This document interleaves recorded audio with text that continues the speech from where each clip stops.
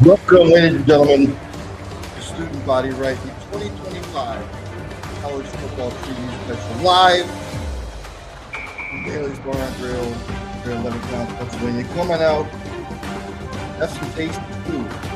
The wings, fellows in the air. Come on down, have a tasty beverage.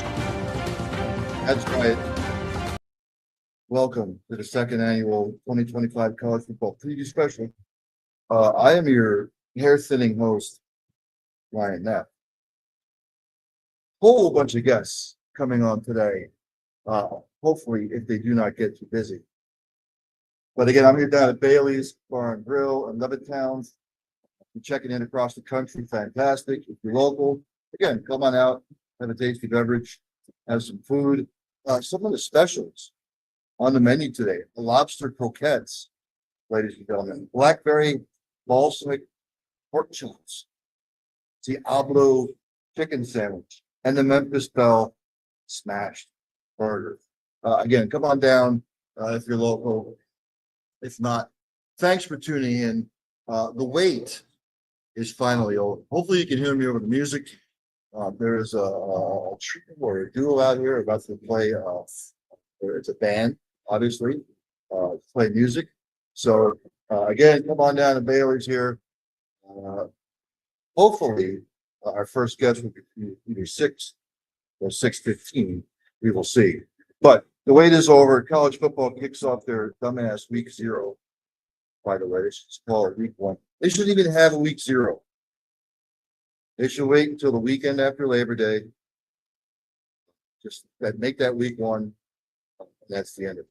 But come on out. So I've got my trusty notes here that I'm looking at. I always get Phil Steele's College Football 2025 TV edition because it's extremely informative. It's extremely in depth. That's what I follow. I don't follow those other jabons that come up with theirs. And I guess, again, this is all just their own opinions, speculations, their own predictions. So, based on his metrics, down his top 25 preseason. Some of it I agree with, some of it I do not. I'm trying to find it. Give me just a second here. This thing is like a Bible. It takes a while to get through stuff, so I apologize.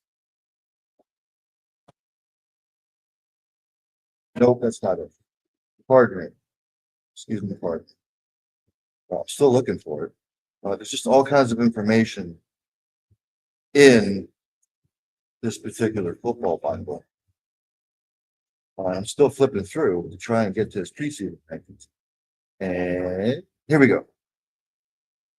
He normally does a top 40. I'll go through his top 25. Again, a lot of this is going to fluctuate anyway between publication to publication. In the 25th position, he has Toledo, one of the favorites in the MAC. At 24, he has Kansas State, which I think might be a little too low. At 23, he has Arizona State. At 22, he has USC, which I think is too high for USC. 21st, he has Iowa State, trying to come off their fantastic year last year. On the number 20 slot, he has Indiana. Indiana, obviously, trying hopefully to repeat the success that they had last year. 19th, he has Texas A&M. 18th, Utah. Utah moving on from Cam Rising. Cam Rising retiring. The man was hurt often.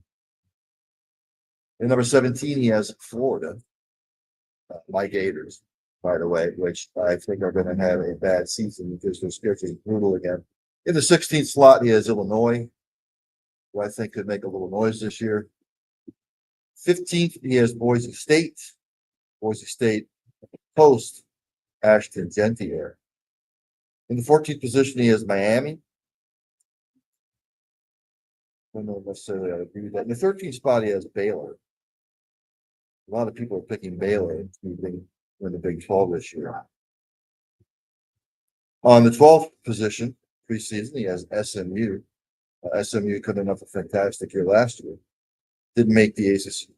They did make the ACC championship game, but Clemson was the victor. In the 11th spot, he has LSU. LSU hit the portal hard this year, so we'll see. In the 10th spot, he has Michigan, which I still have to see it post Jim Harbaugh era of cheating. In the 9th position, he has Oklahoma. I don't know why he has Oklahoma so high. Still need to see it out of this Brent Venables program. Haven't seen it yet in the 3 years it's been there. I don't see it this year either, but maybe I'm missing something. In the 8th spot, he has Oregon. Ducks ran the table last year, but then ran into Ohio State's buzzsaw in the playoffs. In the 7th spot, he has Alabama. Alabama still has to prove it to me. Post Nick Saban. In the 6th position, he has Georgia, which Georgia's just retooling. Ohio State he has 5th. Obviously, they have to replace Will Howard, Ibuka as well. In the 4th spot, he has Texas. A lot of people, Texas preseason number 1. 3rd, he has Notre Dame. Obviously, with Notre Dame's independence and the independent schedule, if they can run the table again, they will probably be ranked high in the playoff. And the 3rd position, he has Clemson. Again, Clemson, I still need to see it. Kate Klubnik's final year coming up. They are going to be stout on defense once again. They have a good receiving core. Still have to replace Phil Mafah in the backfield. Number 1, he has Penn State. You could flip-flop Penn State or Texas for me, the number 1 and number 2 position. Penn State, obviously, they've got the double-headed monster running back, Drew Allar. My buddy Tom Fallon up there in Allentown, Pennsylvania, obviously a Penn State guru. He says Penn State is being overvalued, probably based off what everybody saw against Oregon last year. So, but again, Oregon had one of those years that was just fantastic, and Penn State ran into them in the Big Ten championship game, and it was speed against power, and the speed won. So, again, those are his top 4. I always find this interesting, and I will try to find it if I can. He comes out with his experience metric, his experience chart. For instance, Vanderbilt in the SEC returns the most experience based on his metrics out of 100. They score 86. Teams like Georgia, he has way down at the bottom. Tennessee way down at the bottom. Texas way down at the bottom. You look at the Big Ten. Illinois has the most experience coming back for the roster, which is one of the reasons why I think that makes it no ACC. Clemson, which they'll be loaded. Conference USA, Delaware makes the jump. In the Big 12, Arizona State and Texas Tech have the most experience returning. A lot of people are picking Arizona State or Texas Tech. Texas Tech just lost their running back, starting name. So a lot of people are picking either one of those teams to win the Big 12. In the American Conference, used to be the AAC. It's just the American. South Florida, bringing back the most experience. Mountain West, Boise State, and San Diego State, bringing back the most experience. In the MAC, Buffalo and Toledo. Sun Belt Conference, Georgia Southern. So we shall see. I always look at the experience factor just from the standpoint of A lot of times it makes a difference. A lot of teams just retool, reload. But I always look at that experience metric from the standpoint of some of the teams who bring back a lot of experience, you might not think are going to make some noise, and they do. So, but I see him in the green room. No, it's not quite but bring him on. Let's see. Before I bring him on, just like last year, I do this for every guest that comes on.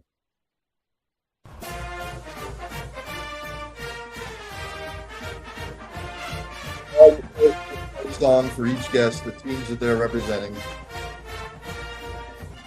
Let me bring him on. There he is, Mr. Patrick Garden. Patrick, been a little while. How you doing? Great, Ryan. How you doing? Oh, college football is here, my friend. Can't wait. So let's just jump into it with Georgia. Look, Carson Beck got hurt last year. I'm not going to say it derailed their season, but it was sort of like a little bit of air left out in the balloon.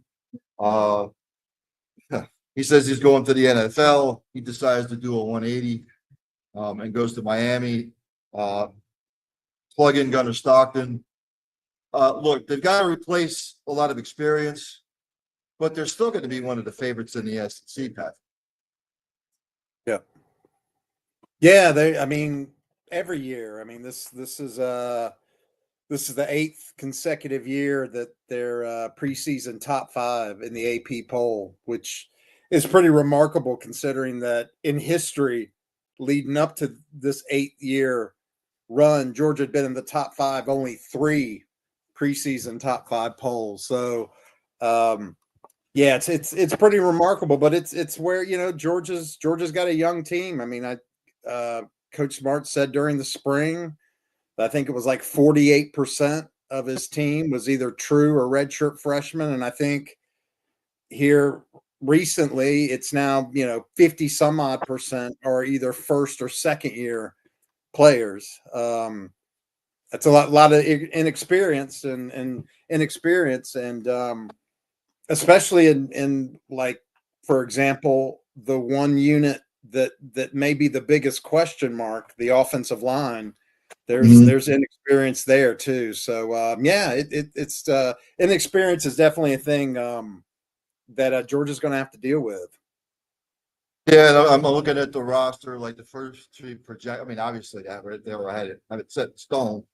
But Gunnar Stockton, actually, a little bit of experience. You have Nate Frazier at the running back position. You said about that offensive line.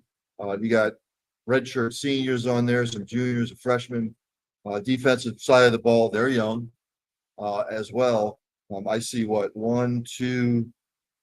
see 2 seniors on the defensive side of the ball that are starting. So talk to me a little about the inexperience. Look, Georgia just reloads, Patrick. The first couple of games, they're going to get that experience. Obviously, they play Marshall and Austin Peay, but then then they have to go to Tennessee, so they're going to have to grow up quick.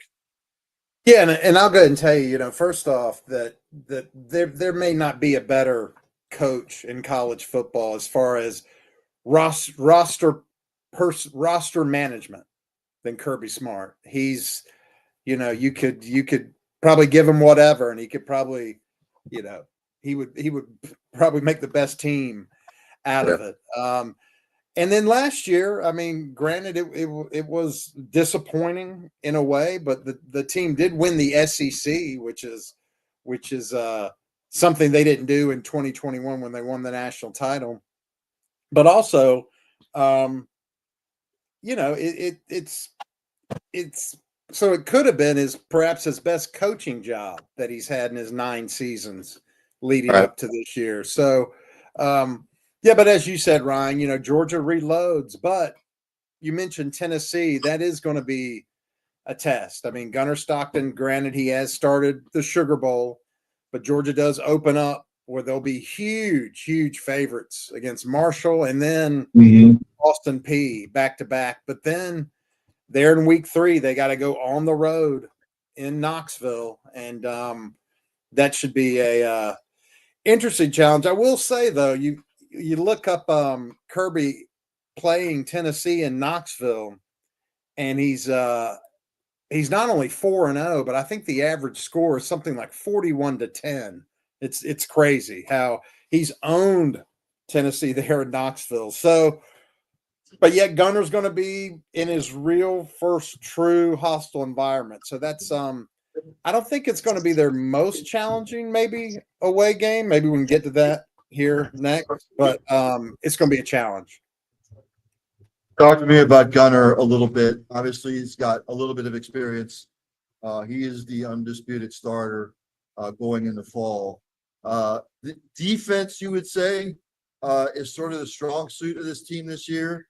They're going to have to be maybe for the first part of the season until maybe Gunner really gets comfortable. So, talk to me about Gunner a little bit as far as his attributes, what his maybe weaknesses are going into the season. Yeah, well, weaknesses. He probably doesn't have, say, the arm strength as some Georgia quarterbacks have had just before him. However, what he does add, which may make up for more than that, is he does have the ability to run. He can be a viable weapon running. I mean, he rushed for coming off the bench like 63 yards on 8 carries against Florida State in the Orange Bowl. So he can run the ball if he has to, and he can take off. And that's something that Carson Beck just simply did not have. I mean, there was no threat of him running. And it was one of the reasons why he was sacked twice as much last year as he was the year before. Defensive side of football might be their strong suit. I'm not going to, well, I'll say it. They're probably a little bit more experienced on that side of the ball than the offense is. I'm basically, when I did my research, I'm showing the linebacking core being the sort of the concrete foundation of this defense going into the year. Yeah, it is. I mean, there's, between, CJ Allen is excellent linebacker, but I tell you the unit on the defense that I think you should really watch out for is probably the biggest question mark, and that's the defensive line. Okay. There's some all-stars there. I think Kristen Miller is going to be a All-American, and Jordan Hall is excellent. They had on the edge, they had a transfer from Army, Elo Mendoza. So it's a unit that the last 2 years has allowed nearly 4 yards a carry by its opposition. This was after Georgia went through a stretch where they would just shut down the run game from about 2019 through 2022. I think Georgia allowed only, on average, like 2.6 yards per carry. But the last 2 seasons have been different, and teams have been able to establish running games against Georgia, in particular quarterbacks as well. This year, I think the trend goes back the other way. I think Georgia has success in stopping the run a little bit better than before. And I think a lot of it is a defensive line that overall I think is probably better than if you're just looking at it on paper. And again, this is some things we hear from practice and whatnot too. I think it's a unit to look out for. Had a little trouble stopping the run last year, yet they still won the SEC. So, True. you know what I mean? You go Yeah. figure it out. Let's get to the season then. Let's look at the schedule. Like you said, Marshall and Austin Peay, they'll be heavy favorites. They will most likely win both those games going away. Then the tricky one at Tennessee. Look, until Tennessee can prove it consistently against Georgia in the Kirby Smart area, I fully expect Georgia to win that game, Patrick. Then they get the bye. Home against Kentucky, which Kentucky always seems to give them fits for some odd reason. So they get them at home. That's Alabama. Oh, sorry. Right? That's right. You're right. Alabama. So they get to bye a week. Then they're home against Alabama, which a lot of people are picking Alabama to win the SEC. I don't know why. I know they've got pieces coming back, but get, until DeBoer can prove it. I'll go ahead and tell you, I think Georgia has that one. Yeah. I just think, Georgia's only beaten Alabama once in the last 10 times, I think. And it's in Athens, and Georgia's, finally probably more talented than Alabama overall. Again, you got them at home, and I think Georgia's got that one. However, like I said, there's some landmines on the schedule, though.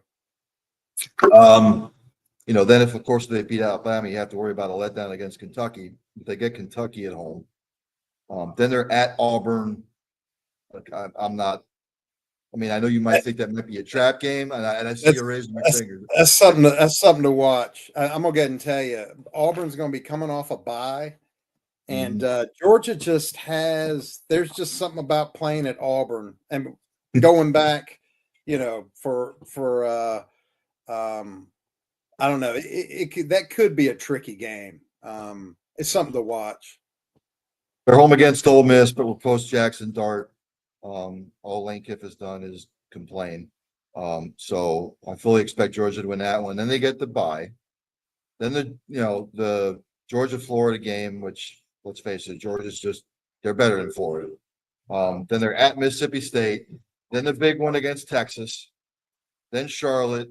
And then I know it's Georgia Tech, but for some odd reason, when those two teams get together, Patrick, some goofy stuff happens. Oh yeah. It could some goofy stuff could it should have goofy stuff happened last year, and it should have resulted in a Georgia loss. So yep, I remember. We'll see. So I'm thinking, look, the game against Texas is going to be a biggie. Florida, I'm going to discount. You're talking about Auburn. Okay, maybe a trap game. The Alabama might be iffy, but those are the only games that I see that could maybe trip them up along the way. Yeah, I'll be honest. I've been torn between 10-2 and 11-1.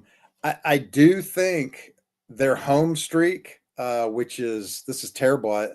It's 30 something. I should know this. I think that does come to an end. Probably against Texas. Although I could easily see Georgia win that one too. So it's I could see Georgia go undefeated, but I could see 9-3 also. But just as I sit here, I'd say if I had to choose, I'd say 10-2 with let's say the loss is coming against Texas, and then between Tennessee, Florida, Tech, and Auburn, maybe a slip up. Okay. Before I get you out of here, the SEC in general. A lot of people are picking Georgia to win the SEC. I've seen so many things: Georgia, Texas, Alabama winning it. You can flip flop. I mean, some people have Oklahoma ranked high, which I don't see at all. But look, really, when you're looking at all these teams from the SEC, I mean, LSU has the most experienced quarterback, even though I don't trust Brian Kelly. So when you look at the SEC as a whole, Patrick, this year, it's hard to go undefeated in the SEC. But when you look at it as a whole, what do you see it shaking out to be? I tell you, I originally didn't even have Georgia in the SEC championship game. I just thought because of all the talent in the SEC, how things would shake out, they wouldn't be in the top two. But then it's hard for me to pick necessarily two teams that would be above them, but yet I could see them finishing fifth or sixth. I think, I'm Ryan, I'm probably like everybody else. You got to look at Texas as probably a favorite. I mean, I do think that they'll give Georgia trouble in Athens. But yeah, if I had to pick the SEC winner, I'd probably go with Texas in the end. Say Georgia against Texas in the SEC championship game. Oh gosh, I tell you, I don't know. It's hard to say. It's hard to say. I don't know. Georgia, if tell you what, if Georgia loses to Texas in Athens, I like them in a rematch. Well, everybody thought Texas was going to beat Georgia last year in Yeah, said game, and you'll see how that worked out. So, yeah. Patrick, thanks for coming on. Thanks for the All right. time. Enjoy the Hey season. Ryan. All right, Thank you, buddy. sir. Appreciate it. Yep. Thanks All for right, having me man. on. Thanks. Yep. Patrick Garvin, ladies and gentlemen. Georgia. Again, when I look at Georgia's schedule, the first 2 weeks, forget it. They'll be blowouts. At Tennessee is going to be dicey. I don't know what we're going to get with Tennessee. I don't know. There are some pundits who have Tennessee at the back end of the SEC this year. I have no idea what we're going to get. Quarterback situation. You have to look this year more so than ever in the always ever fluctuating NIL and transfer portals and all that stuff. You always have to see who is bringing back the most experience at the quarterback position. Period. You need that experience then, because coaches and programs, they can dip into the portal now, pick out offensive. They have their picks. Gunnar Stockton, he has some experience. Not a lot. If you're gonna go through the SEC and see who has the most experience at quarterback, it's you. But I don't trust the Brian Kelly coach team. What has he ever proven as a coach? He played for the national championship back at what was it? 2011, 2012, 2012, 2013 season, somewhere in there. Got his ass kicked. So we'll see. Like I said, the Tennessee then they get a bye. Then they're at home at Alabama. And this year, Georgia is better than Alabama. But it's something about that helmet that gives Georgia fits.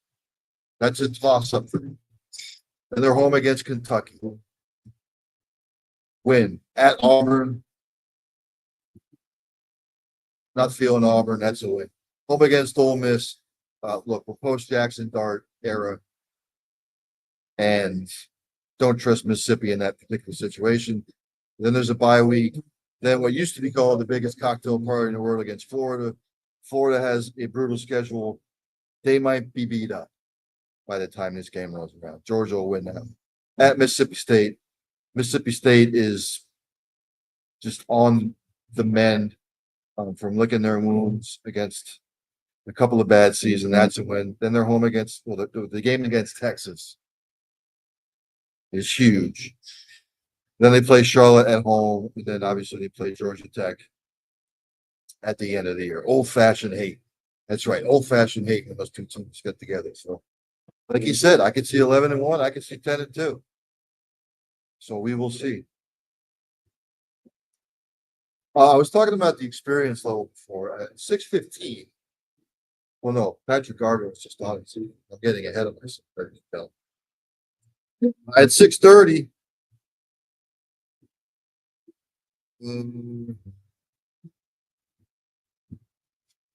Getting way ahead of myself here. Mark Johnson, play-by-play with Colorado Buffs. We'll be picking his brain. Colorado post Travis Hunter and Shedeur Sanders. We'll see what his projection is. A lot of pundits have Buffalo, Colorado finishing at the back end of the Big 12. You hear the music in the background.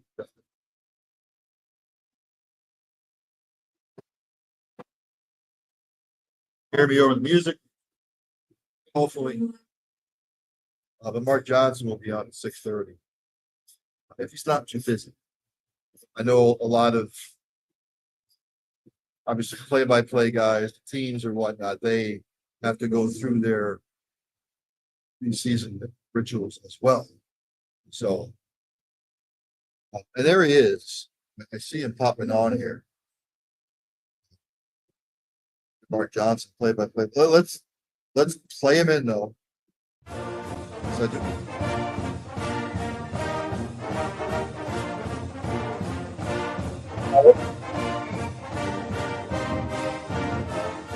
let's bring him in.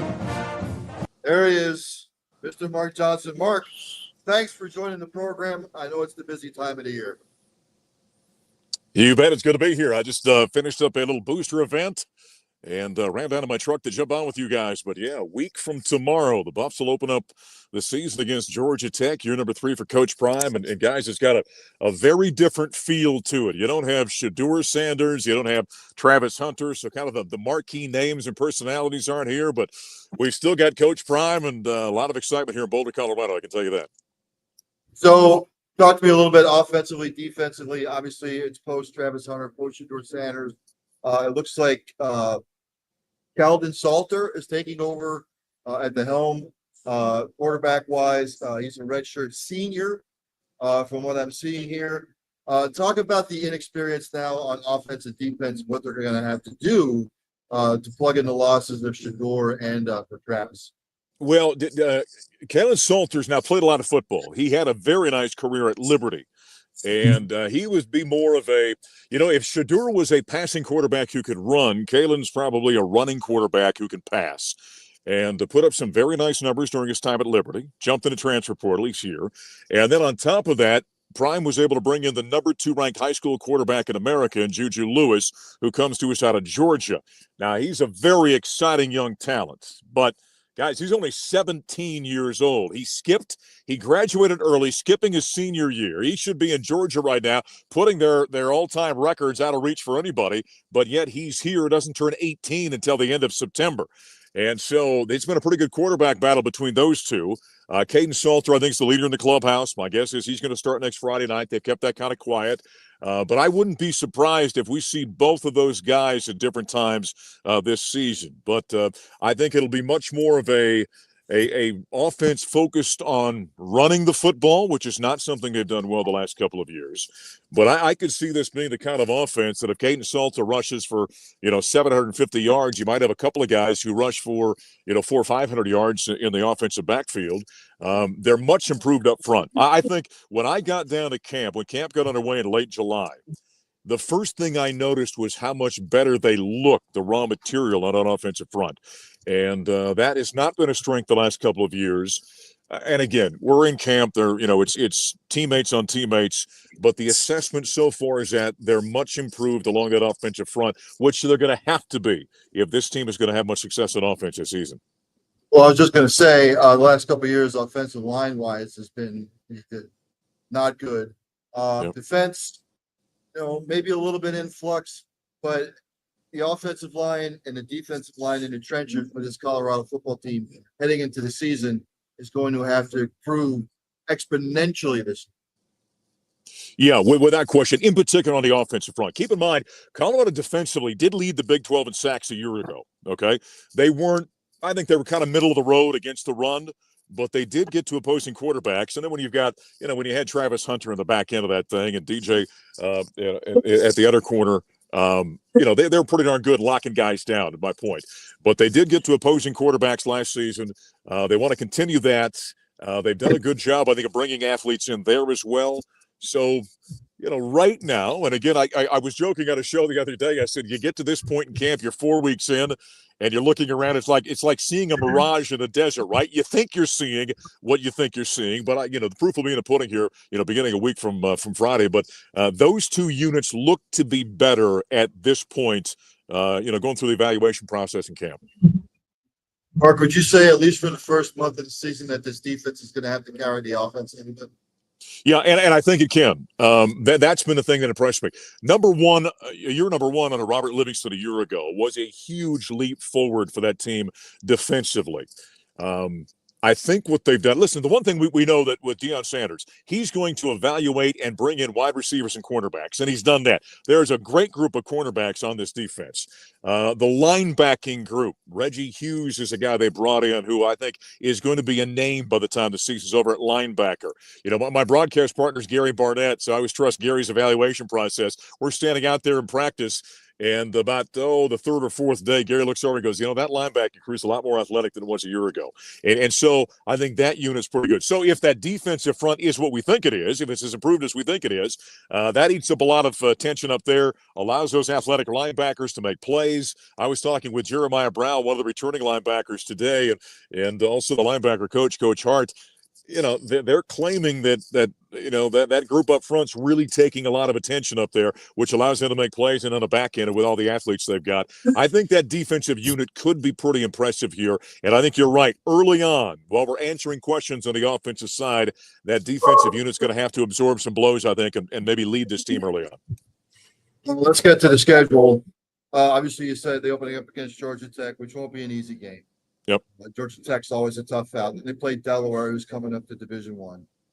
That'll be a W. Then they're at Houston. That'll be a W, I think. Yep. They play Wyoming. I think that should be a W. Mark. Then they play BYU, which is always tough. At TCU, a lot of people think TCU is going to be much improved. Then a tough one against Iowa State. Then they get the bye. Then they're at Utah. Still don't know what Utah is this year, coming off a disaster last year. Homecoming against Arizona. At West Virginia, never easy. Then a bye. Finish up with Arizona State at Kansas State. Back end of the schedule, not easy. Well, if you look at that schedule, the teams that are supposed to be good based on a year ago, many of them, BYU at home, Arizona State at home, you get a lot of those games with the teams that, based on last year's performance, we're supposed to be pretty salty, competing for a Big 12 championship. They're going to be in Boulder. You got 7 home games this season, only 5 on the road. And so it sets up nice in that regard. Obviously, you mentioned go to West Virginia, one of the, I think, most underrated game atmospheres in the country. Go in there. You're at Kansas State late in the season. K-State, everyone thinks is going to be pretty good. And so obviously there's some challenges there. But, boy, if you take care of business at home this season, you lay down a nice foundation. But you're right. That first game, I think, is a great number one litmus test and might be an indicator game for the Buffaloes. You bring Georgia Tech in here. You know the history about sharing that national championship back in 1990. You got that storyline going on. And so 35 years later, they get a chance to play and meet on the field. And so I think that's going to be a great indicator game for the Buffaloes right there early on. You get that one, you start feeling real good about the way this thing could unfold. Before I let you go, Mark, you're out there obviously in Big 12 country. I can only follow it so much. You're out there in the thick of it. What are you hearing? A lot of people are picking Kansas State. A lot of people are picking Arizona State. A lot of people are picking Utah to win. I don't know. Based on what I see experience coming back, Kansas State might be a little bit of a favorite, but to me, The Big 12 is completely wide open. Oh, I think so as well, and listen, I thought BYU, remember, we saw them in the Alamo Bowl last year. I thought they were outstanding. Iowa State obviously had a great year a year ago. And so I think it is a wide open league. I think it's a fun league. I'm glad we're back in it after 13 years being in the Pac-12 and kind of coming back home to where the history of the Big 7, Big 8, and Big 12 has been for Colorado. We just kind of fit here, if you will, and all the history that it has. So I think it's a great league. I saw, a couple of days ago, the Big 12 was putting out, they're bragging on the quarterback club or whatever they're calling it now with all the returning quarterbacks.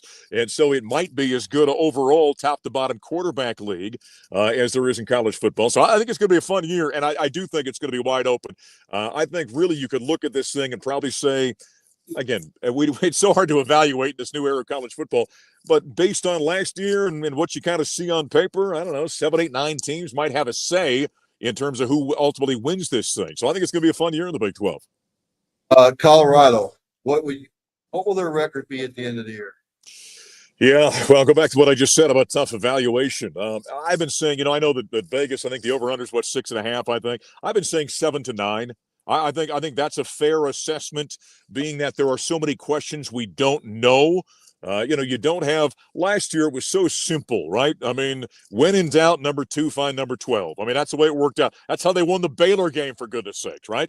And so You don't have those guys. Pat Shermer, the offensive coordinator, every time he and I would talk, he'd always refer to Shedeur Sanders as that heroic son of a gun. He's going to make a play when we need one. Well, he's not there right now. So you've got questions out there. But I do think because of how good I think the defense is going to be, and if they can run the football like I think they're going to, I think 7-9, depending on you get a break or two here and there, you win a couple more. I think it could be a fun year, a bold team, a team that's going to be in the conversation in the Big 12. And then, we'll see how things roll from there. Thanks for taking the time. Enjoy the season, man. All right. Appreciate it, guys. Take care. Have a good one. Yep. Ward Johnson, ladies and gentlemen. This might play. Colorado Buffaloes. Look, the onus has to be on the offensive line for them coming into this year. No Shedeur, no Travis Hunter. Schedule. Georgia Tech is a toss-up. They'll beat Delaware. They'll beat Houston. They'll beat Wyoming. They could be 3-1. They could be 4-0, as far as I'm concerned, after the first 4 weeks. They get BYU at home. Still tough. At TCU, which is always a tough place to play. Home against Iowa State. That's a rough 3-game stretch. Then they get the bye. Then they're at Utah. Then they're home against Arizona. Then they're at West Virginia. Those 5 games, brutal. Then they get it by a week. Arizona State at home, at Kansas State, on the road. First 4 games, easy. Exception of Georgia. 3 out of the first are easy. The last 8 are brutal. So they could be, they could be 3-9, or they could be 8. This is as good as mine. Again, I'm out here at Baylor's Bar and Grill. Yes, Levittown, Pennsylvania, the College Football Preview Special 2025 edition. Music in the background. Again, come on down, have a tasty beverage, have a bite to eat. If you're viewing across the country, if you have any questions to ask away. Like I said, I read out the specials earlier. A lot of other guests coming on.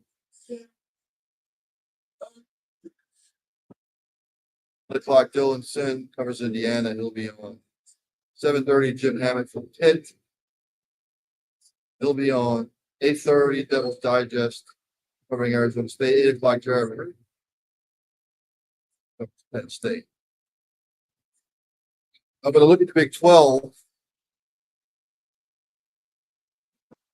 I look at the Big 12 conference. It's wide open. It's absolutely wide open. Big time. A lot of people are picking Baylor to win it. There's people that are picking Utah to win it. There's people picking Iowa State. I've seen Arizona and Texas Tech and Kansas State. It's probably the most wide open conference in the country.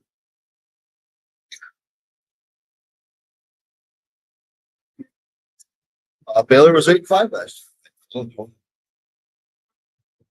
They have a lot of experience coming back. I know that. Utah, the season to forget last year. They were 5-7. They were riddled with injuries. Look at Iowa State. Amazing year last year. Got to replace Scatterbo. Replace a couple of pieces. See. A lot of people are picking Arizona, Kansas State.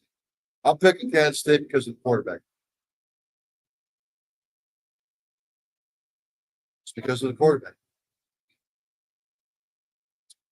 Again, I went through the experience factor. Again, if you look at the Big 12 overall, Arizona State has the most experience coming back, followed by Texas Tech, Baylor, Arizona, Kansas State. A lot of people are picking those set to repeat. If you want to break it down unit-wise, who might have the best units in the country? Again, I always refer to my Phil Steele's College Football 25. Just a plethora, a potpourri of information. If you look at quarterbacks across the country, who has the best quarterbacks? I'll run down the top 10. that he had. A lot of it I agree with. The number 10 spot, Florida's returning unit, yes, ranked 10th. Miami ranked 9th, Oklahoma 8th, Arizona State 7th, Georgia Tech 6th, South Carolina 5th, and some North Sellers. Penn State with Drew Aller, Penn State 4th, Texas 3rd with Arch Manning, and LSU with Nussmeier, Clemson with Cake Libby. Those are his top quarterback earnings for 2025. That's why a lot of those teams he has challenging for a college football playoff spot. His running back rooms, tops of the country. He has Georgia at 10, Texas A&M at 9, Minnesota at 8. Minnesota had a good tandem last year. Alabama at 7th, Oregon at 6th, Oklahoma at 5th, Louisville at 4th, Texas at 3rd, Notre Dame at 2nd. Excuse me. And of course, with Nicholas Singleton and Katron Allen in fact in State, I liken Penn State this year to Michigan last year. Doubleheader running back. Or Michigan 2 years ago. Sorry.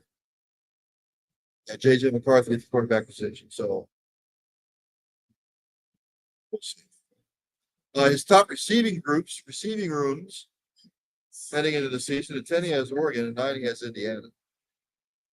Georgia, he has 8. Texas Tech, he has 7. Auburn, he has 6.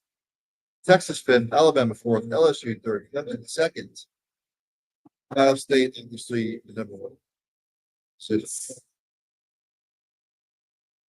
one thing I'll say about Clemson is their receiving core the last couple of years has not been that stout. So that's a good sign for them. Receivers.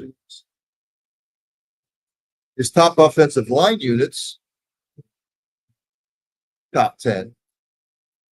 Heading into the season. At 10, he has Oregon. 9th, he has Alabama. Iowa always just puts out beefy offensive line. He has at 8th. Utah's at 7th. Miami is at 6th. Florida is at 5th. Just been a sort of a sore spot for Florida the last week. Texas A&M 4th, Notre Dame 3rd, Clemson 2nd, Penn State with that fantastic offensive line. His defensive line groups, top 10 wise.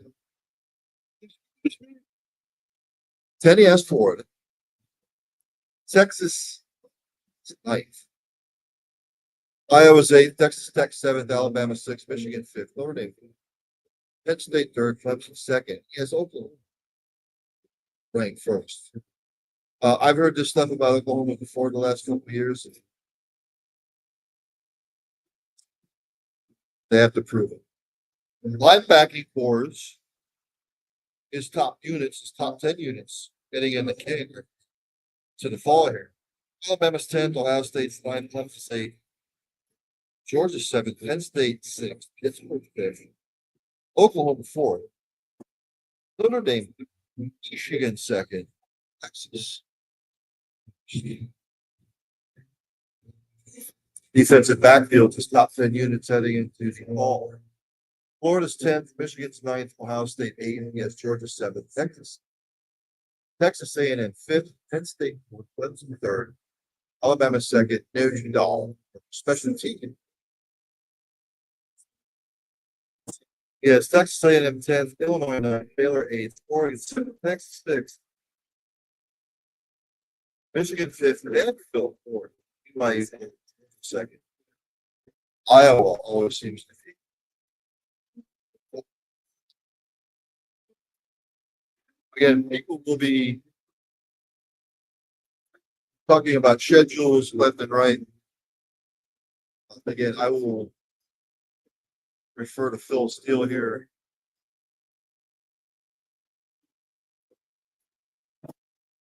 His top 10 toughest schedules for this year. 10th, he has Stanford. He has Kentucky having the 9th hardest schedule. UCLA, the 8th hardest schedule. Oklahoma, the 7th hardest schedule. LSU, the 6th hardest schedule. Syracuse, the 5th hardest schedule. South Carolina, the 4th. Arkansas, the 3rd hardest schedule. Mississippi State, the 2nd hardest schedule. Wisconsin. Excuse me. Goodness gracious. Wisconsin, the hardest schedule.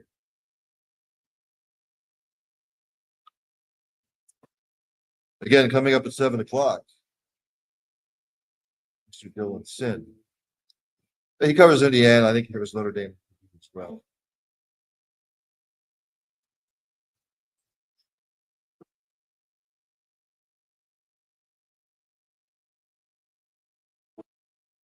The music play a little bit.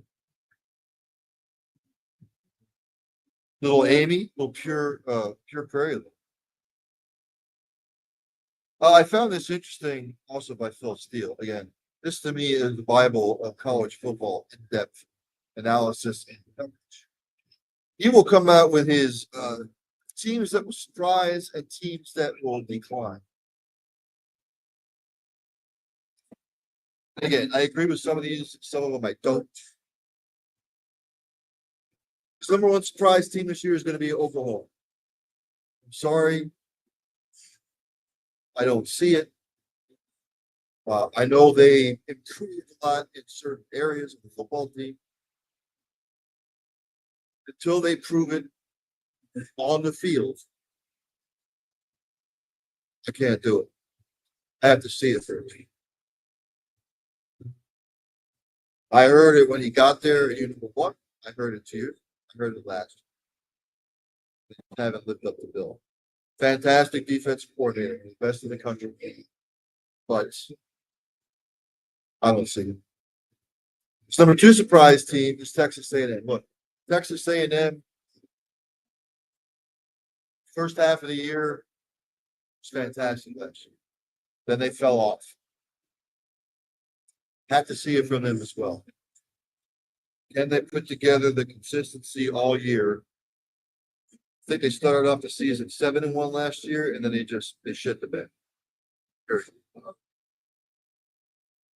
His third surprise team, this is the team where I think people should watch in the Big Ten, is Illinois.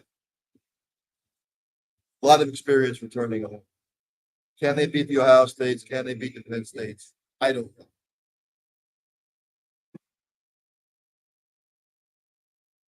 In Illinois schedule, they play Western Illinois, they'll win that. Then they're at to tricky game. Should win that. Then they're home against Western Michigan. Should win that one. They're at Indiana. Could Illinois be this year's Indiana? We'll see. Home against USC. That's a homecoming game. They'll be pumped. They're at Purdue, who is just lousy. Home against Ohio State. That'll be a telltale sign. Bye week at Washington, always tricky to play at. Home against Rutgers should win. Bye week. Home against Maryland should win. At Wisconsin, always tough to play. Then of course, the Land of Lincoln Trophy against Northwestern. Northwestern still might be having their stadium in the ocean, not the ocean. Like Michigan. I still think Illinois will be vying for a potential playoff spot. His fourth surprise team are the Utah Utes.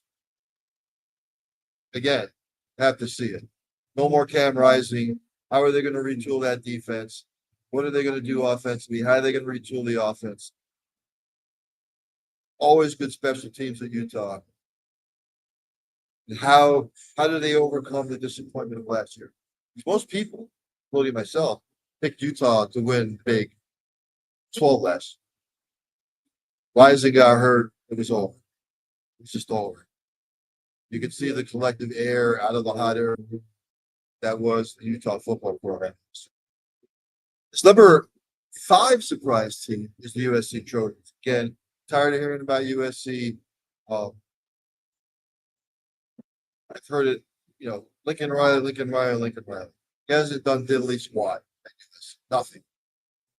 Can't play defense. Offensively, they're all over the place. I don't see it. I get it. Phil Steele's a master at this. He's almost always spot on. USC, I don't see it. I just don't see it. Number 6 on his list, surprise team is Arizona State. They were fantastic last year. What are you gonna say? Can that carry over to this year? No Scatabo. Steele's top lists as far as running backs, quarterbacks, XYZ. They're not even in the top 10.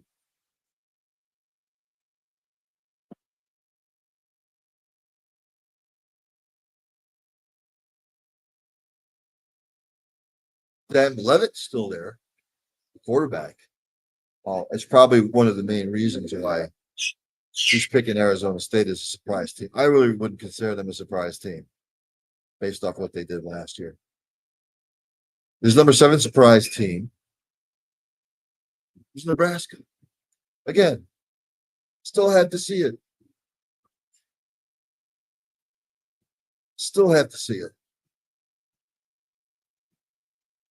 I still don't see it with Nebraska. Again, have to prove it on the until I see it. Not agreeing with that. His number 8 surprise team is Baylor.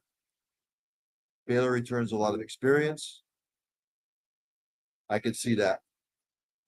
Although I still don't think they're going to win the Big 12. His number 9 surprise team is SMU, based off last year. Is it really going to be a surprise? No. It won't.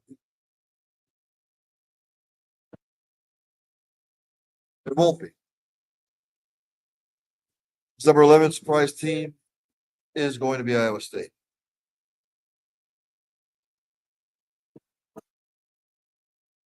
I've heard it for the last 5, 6, 7 years about Iowa State. This is their year. They're going to do it. They've got the experience. They've got the schedule. They always seem to choke. So those are his top 11.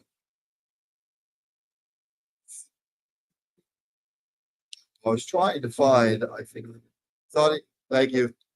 My lovely waitress bringing me a tasty beverage. Ginger ale. I enjoy the ginger ale. It's crisp and clean. Hopefully in a couple minutes, Dylan Sin will be on here. Trying to bring up all my notes on Indiana. Again, Indiana, one of the darlings of last year. Kurt Cignetti irritated a lot of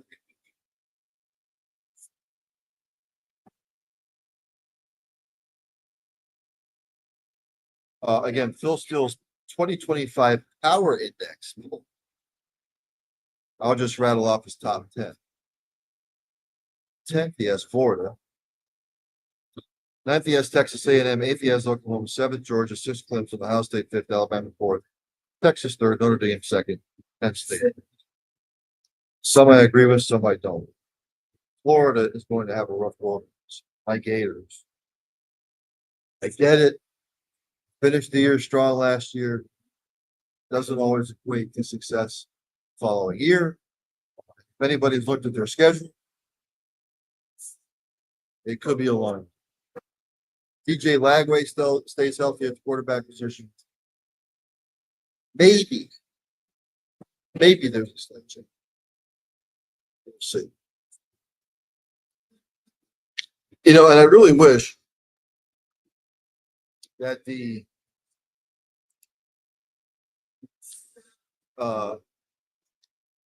NCAA bowl, too many freaking bowls.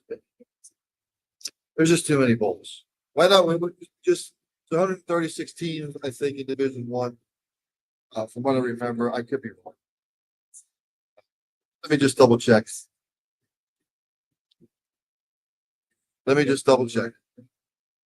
Why don't we just come up with a bowl game for every team in Division One college football?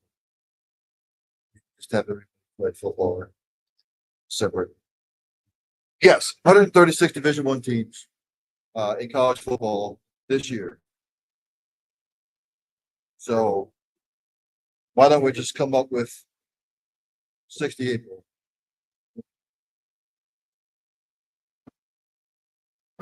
what is it, there's like 42 now or something like that. As I'm trying to go through my notes. Apologize.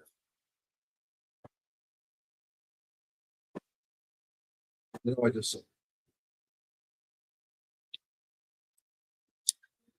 I don't want to leave anybody out. Still looking for the bowl. Can't find it. Sorry. But I think there's like 42 bowl games. My recollection, I think 84 teams make bowl. Which is just putrid. You know what there should be? There should be 20 bowl games. That's it. 20. And your top 40 teams make bowl games. Is what it should be. I don't want to see somebody 5-7. I don't want to see somebody 6-6 in a bowl game. I just don't want to see it. You should be 7-5 or better to make bowl game. And look, I love college football. I'll watch any game, but I don't want to see St. Mary's of the. Screw that up. Little Sisters of the Poor against Little Brothers of the Poor. Don't want to see it. And I can't find it. I had them here, all the bowl games. If anybody's out there watching, and I had it here, you can research how many bowl games there are. Times that by 2. That's how many teams make college football.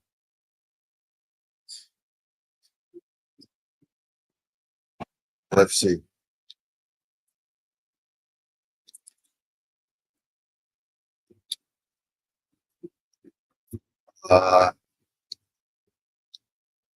Can't find. I was hoping to have Dylan Zinn on here. Hopefully he will be on soon. Yeah, I can't find. I just had him too. All the ball games. I'm looking for. I'm trying to wait for Dylan to come on. Trying to another topic.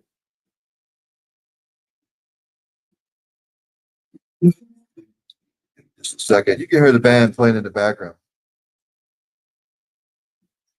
I'm here at Bailey's Bar and Grill on the Cole County Entertainment Network. Again, stop on down if you're local and have a bite to eat, a beverage. Oh, here we go. So I'm going to count them up. All the bowl games. Before the playoffs start. 1, 2, 3, 4, 5, 6, 7, 8, 9, 10, 11, 12, 13, 14, 15, 16, 19, 20, 21, 22, 23, 24, 25, 26, 27, 28, 29, 30, 31, 32, 33, 34, 35, 36, 37. 37 bowl games, ladies and gentlemen. 74 teams make a bowl game. There's only 136 teams in the division one. So you figure 74. So there's what? 62. That's all.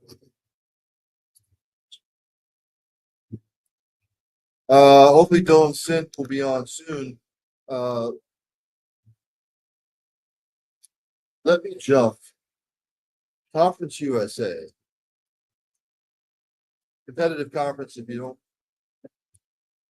haven't had a chance to watch Conference USA football, check it out. Some good stuff. I've got Liberty winning Conference USA. But Liberty will be a favorite. Louisiana Tech always seems to be a favorite. Western Kentucky is always a favorite. Middle Tennessee will be right there. Liberty was 8-4 last year. Louisiana Tech was 5-8, but they're rebuilding this year. Western Kentucky was 8-6 last year. Tennessee was 3-9.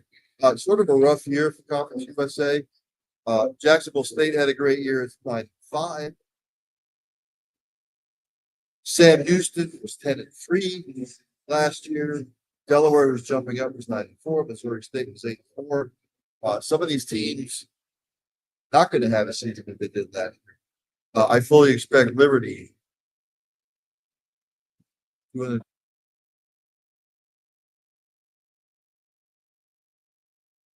their schedule is as such. They play Maine. They're at Jacksonville State. They're at Bowling Green.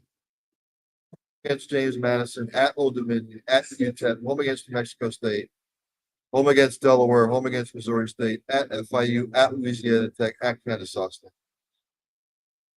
James Madison will be tough.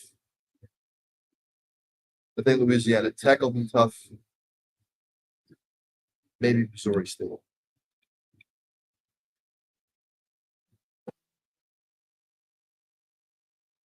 If you want to look at the big winners from last year, Sam Houston Bearcats. They're at Western Kentucky, which will be tough. Home against UNLV will be tough. At Hawaii, at Texas, at New Mexico State, home against Jacksonville State, home against UTEP, at Louisiana Tech, at Oregon State, home against Delaware, at Middle Tennessee, at home against them. Rebuilding year for sure. I'm saying.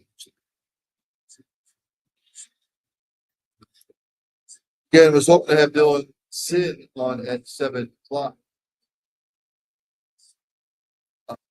Just reach out to him real quick. If everything is okay. Let's reach out.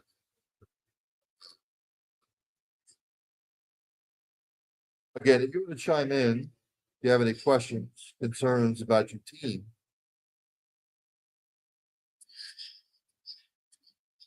Give me just a second here.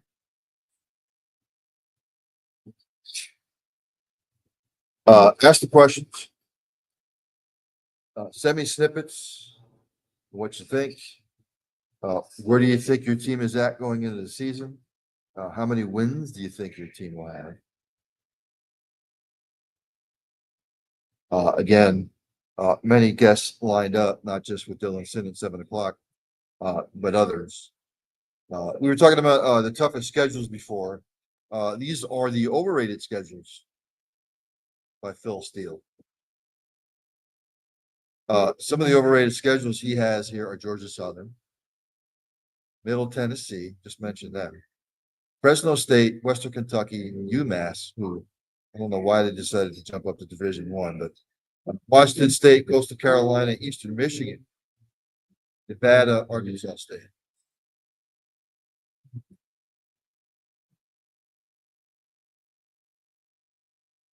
Just looking up some other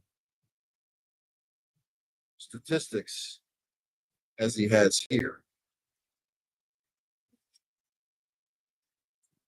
Just so many. There's so many in this magazine. It's unbelievable. He has his 2025 projected units.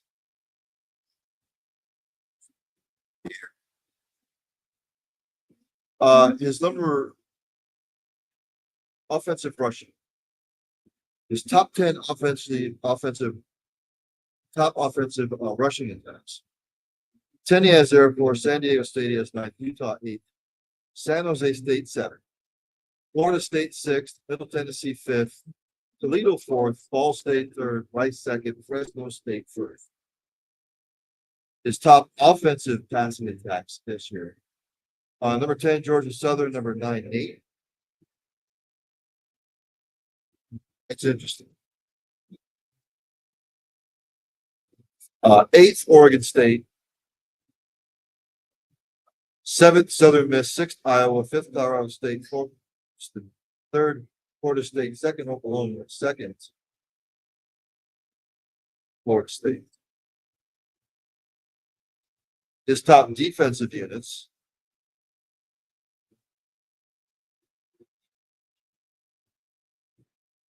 He has Illinois at 10, Buffalo at 9, Oregon at 8, Texas Tech at 7th, Alabama 6th, Mississippi State 5th, Iowa State 4th, Florida State 3rd, Southern Miss 2nd, Clemson 1st. Top defensive. Oh, I'm sorry. I'm reading the wrong thing because I'm an idiot.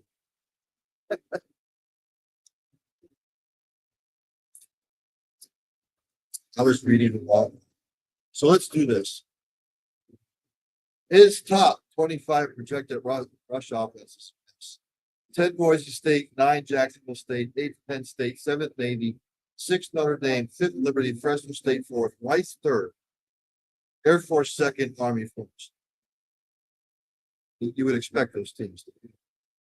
His top 2025 projected pass. 10 Texas San Antonio, 9th TCU, Mississippi 8th Florida Atlantic, 7th Texas Tech 6th, North Texas 5th, USC 4th, LSU 3rd, Clemson 2nd, Miami 1st. 2025 projected scoring offenses. Baylor 10th, Alabama 9th, Penn State 8th, Indiana 7th, Louisville 6th, Boise State 5th, SMU 4th, Texas Tech 3rd, Clemson 2nd, Miami 1st. His top 10 2025 projected total offense. Notre Dame 10th, Mississippi 9th, Louisville 8th, Texas Tech 7th, Texas San Antonio 6th, Boise State 5th, North Texas 4th, Penn State 3rd, Miami 2nd, Clemson. Top 10 rush defenses heading into the year.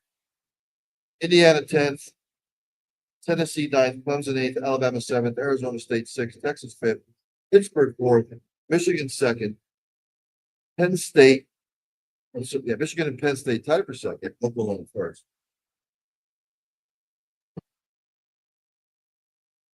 His 2025 projected pass defenses. Michigan 10th, Notre Dame 9th, Miami 8th, Alabama 7th, Liberty 6th, Washington 5th, Penn State 4th, Indiana 3rd, Toledo 2nd, Ohio State 4th. His top 10 to 2025 projected scoring defense. 10th Tennessee, Oklahoma 9th, Georgia 8th, Indiana 7th, Alabama 6th, Ohio State 5th, Texas 4th, Michigan 3rd, Notre Dame 2nd, Penn State 5th. And his top 10 2025 projected total defenses. Clemson at 10, Georgia at 9, Notre Dame at 8, Oklahoma 7, Indiana 6, Ohio State 5th, Texas, Alabama 3rd, Michigan 2nd, Penn State.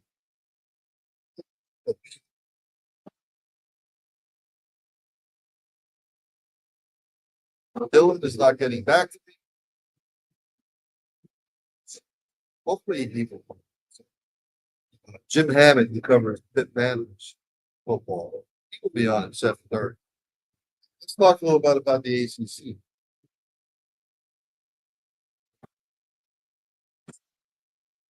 I mean, I'm going to pick Clemson to win the ACC. They've got a lot of experience coming back.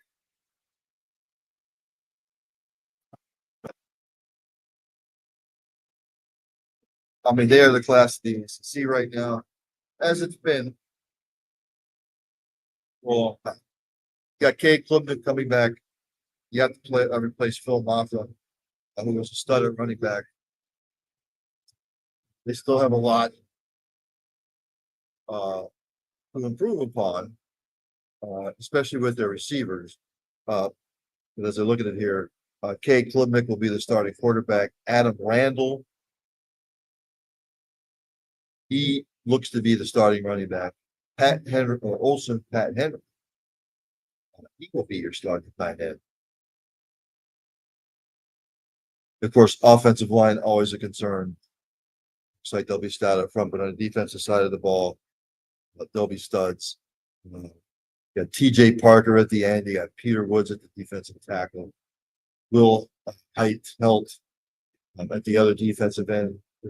Linebackers look to be strong.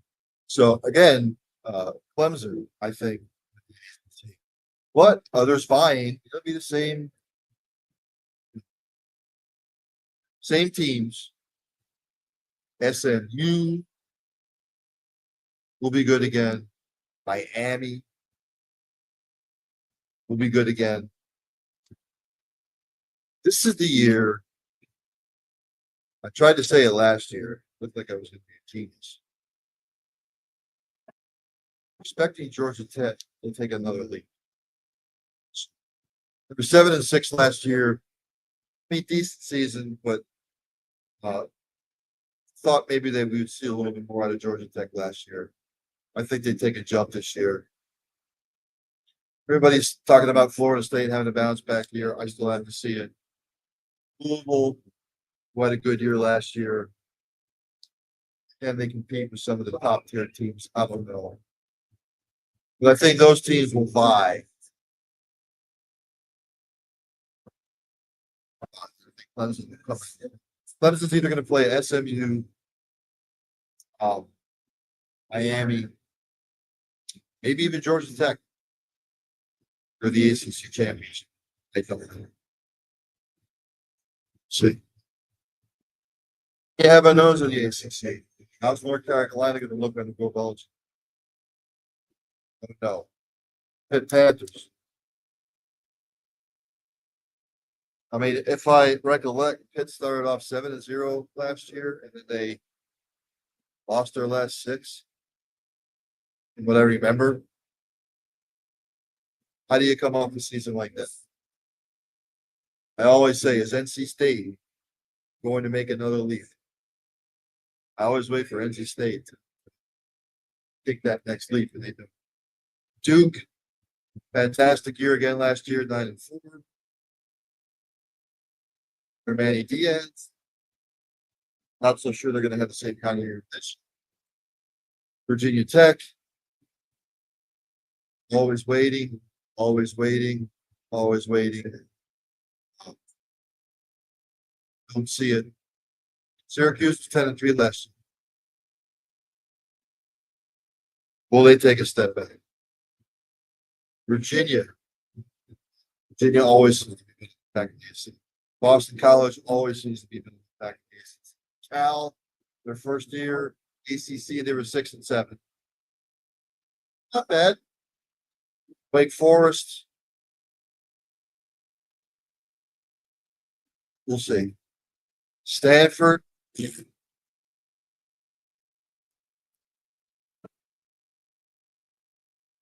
think we'll win it. Miami should be right there. SMU should be right there. With Georgia Tech. B. Spoiler. I'll just jump from. Let's see. Let's go to the SSB. Look. Some people have Georgia winning it. Some people have Texas winning it. Some people have Alabama winning it. No one's going to go undefeated in the SEC this year. They didn't last year either. I think with what they had coming back, now Arch Manning at the helm, I think Texas wins the SEC. I just Georgia will be right there. People are high in Alabama this year. Still need to see it under Kalen DeBoer. They were 9-4 last year. It's not what Alabama fans have been used to. Still need to see it. I know some people are high on Oklahoma. Again, I don't see it. Don't see it. They were 6-7 last year. You're not going to make that much improvement in a year's time. I just don't. I see it. LSU, again, Brian Kelly coach team. Don't trust them. Don't trust them. And we can even go down. Look, Georgia opens up. We've already went over Georgia's schedule. Texas' schedule, they're at Ohio State. A lot of people are picking Ohio State. I just think Texas has too much experience. I think they'll win that one. And they play San Jose State, UTEP, and Sam Houston. After Ohio State, they don't play anybody in the SEC until October 4th. They're at Florida. They should win that one. Then they're home against Oklahoma for the Red River rivalry.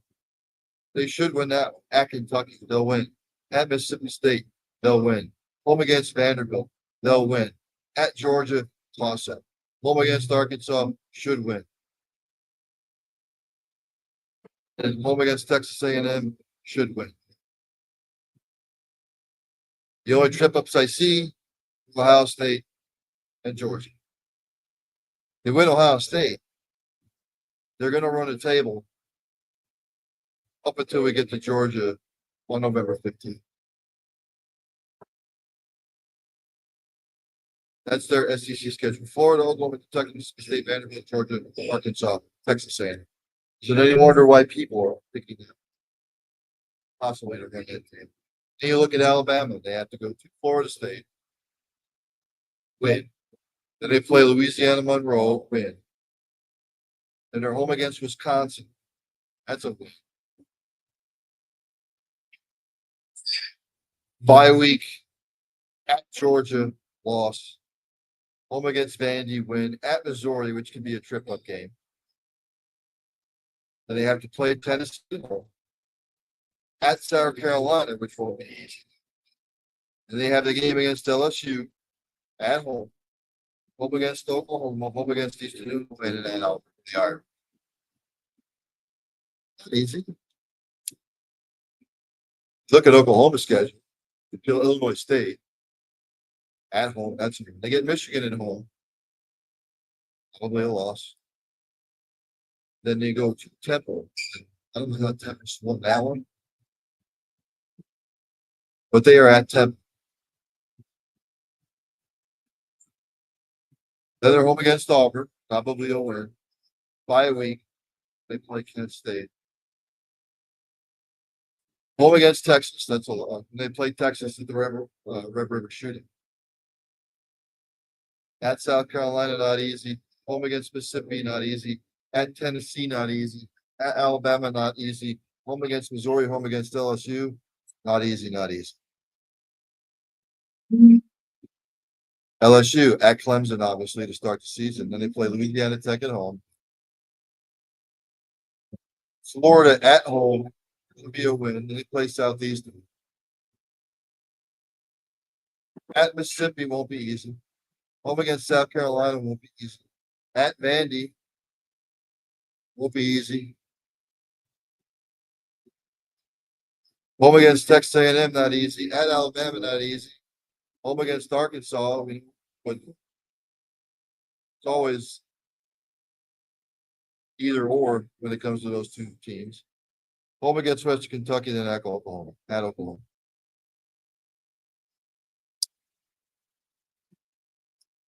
Then you have other possible contenders.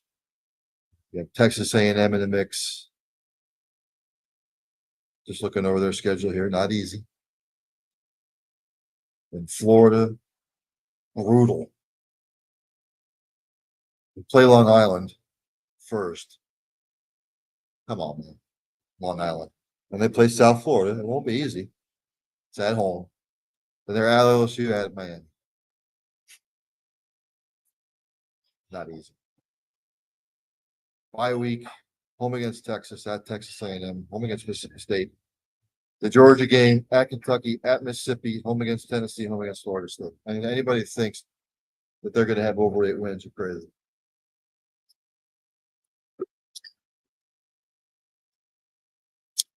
Mississippi's going to have to retool. Tennessee's going to have to retool. South Carolina could make some noise, but their schedule's manageable. Their SC slate, they have at LSU will be hard. At Missouri will be hard. And they have to play Oklahoma at home, Alabama at home hard. At Mississippi, tough. At Texas A&M, tough. And then they're home against Clemson. And then the others. Missouri is going to rebuild. Kentucky, I don't see it. Mississippi State, not seeing them. Coming up at 7:30, Jim Hammond covering Pitt. Again, with the Pitt Panthers, they started off the year 7-0 last year, gangbusters, and then it's just like it's almost like they didn't know how to play football. Lost their last 7, what I remember. Their last 6.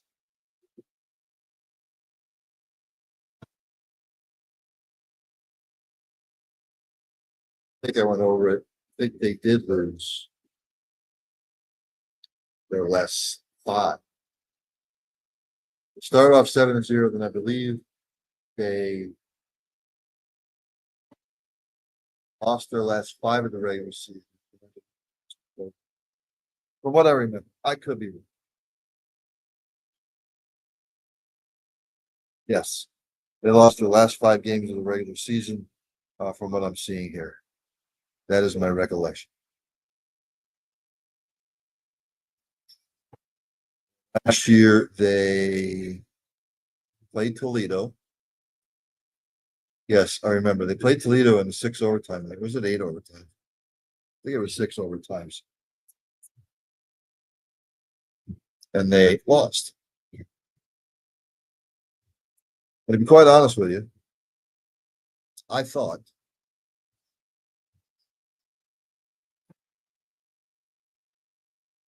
after they started off 7-0 last year, I thought they were headed to a fantastic season.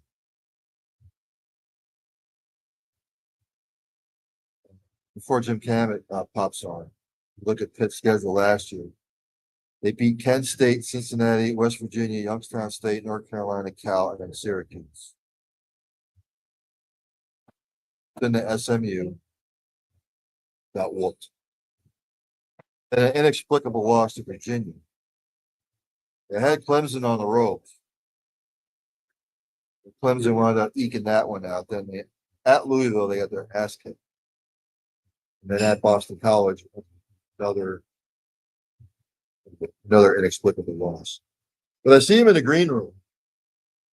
He's a little bit early. That's okay with me. Before I bring him on, as I do, why can't I find it? I had it, and now I lost it. I had the Pitt fight song on for you, Jim. But now, for some odd reason, it has disappeared. Let's bring him on anyway. I'll bring him on. For some odd reason, it disappeared from my catalog. There he is, Jim Hammond, who covers Pitt football. Jim, how you doing, man? I'm good, Ryan. How you doing, man? Hey, college football is upon us. Not that I try to rush summer, Jim, but I'm ready for football. I'm ready for the fall. Sick and tired of the heat. Can't stand it. So let's delve into it here with Pitt. Obviously, they started off gangbusters last year. They lost their last 6 last year. The Virginia loss was inexplicable. I thought the Boston College loss was inexplicable.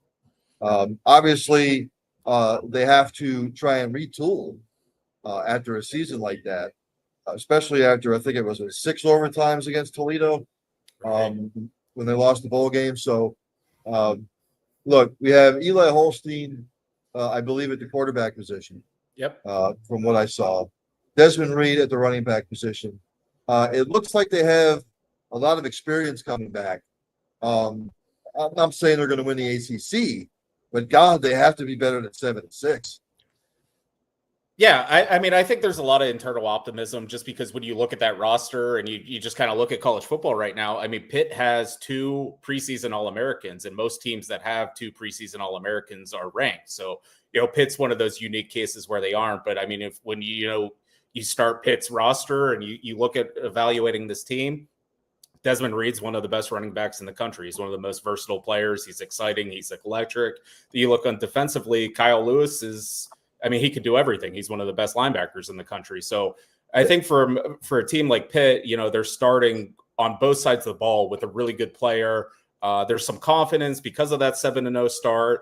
I think injuries kind of derailed the season a little bit. So I think outside expectations, people might not think a lot of Pitt, but I think internally, just being around the team and just being around the coaches the past couple of weeks in training camp, they're confident. There's internal optimism for sure. You talked about the injuries last year.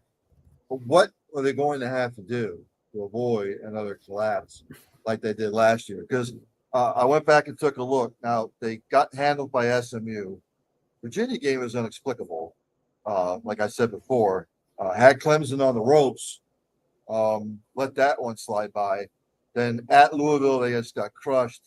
And in the Boston College game, it just looks like they were gassed, to be quite honest with you. So I know the injury bug had hit them, but look, injuries are part of the game. What is their depth like this year? Yeah, I think when the season started to unravel last year, it had a lot to do with the offensive line depth. Their left tackle, Branson Taylor, he was a really good player. He was drafted by the Chargers in the 6th round this past year. And once he went down, they had to do a lot of shuffling on the offensive line. And once he got hurt, that's kind of what led to Eli Holstein getting hurt. So Eli Holstein was great. The first month of the season, he led Pitt to a 7-0 start. He was ACC Rookie of the Week 5 times in a row. I mean, he was awesome. I mean, he led comeback wins over Cincinnati and West Virginia. And, once those injuries started, he started to get a little inconsistent, and it just kind of played on him. So I think one of the big things Pitt tried to do is they went into the transfer portal and to find some offensive linemen. So when you look at that left side of the offensive line this year, they got Jeff Percy from Michigan, Kendall Stanley from Charlotte, Keith Gouveia from Richmond. And those 3 guys are kind of in contention right now to start. You pair that with the returning guys they have, and like they feel this year, and I think Eli Holstein has even said it during camp, is he's staying upright more. And I think that's a big thing for him. And I think that's a big thing for his confidence. Talk to me on the defensive side of the ball, Jim. I mean, it wasn't like they were fantastic last year, but they kept them in some of the games. Look, Kent State, let's be honest. But I mean, some of the other games, the Cincinnati game was back and forth. The West Virginia game was back and forth. They hammered Youngstown State. It just seems like if the defense can improve somewhat, keep this team in some close games. What's the depth like on the defensive side of the ball this year? Yeah, when you look at Pitt's defense, I mean, I think, Pat Narduzzi's in year 11, and I think everyone kind of knows what you get with him. And the big thing with them is like they're prone to giving up big plays, but like what makes them work and what kind of gets them going are big plays themselves. Like they're Pitt under Narduzzi's usually known for rushing the passer, creating turnovers, and I think they have some guys that can do that. I mean, Kyle Lewis is one of the best linebackers in college football, if not the best one. And truthfully, like right behind him, Rasheem Biles is just as good. I mean, I think they have 2 really good outside linebackers. And again, it came down to the transfer portal. I think they felt they needed more out of their defensive ends. And so they went and they grabbed Jaden Moore out of Oregon, rather. And, they added a couple depth pieces up there. So I think what it comes down to is like whenever you play Pitt, you can get them in the passing game. Where they're going to beat you is that they can get you in the pass rush and getting sacks. And, Pitt's generally one of the top teams in the country at getting sacks. I think they had 41 last year, which was still top 20 nationally, but kind of low for their standards. So I think they want to get that number up again. And they have a defense that just really likes to attack. And I think they can come from those outside linebackers like Biles and Lewis and, Jaden Moore, Joey Zielinski, some of those guys up front. So they're expecting a better pass rush from the front 4, which should just kind of allow those linebackers to roam freely and kind of do what they do.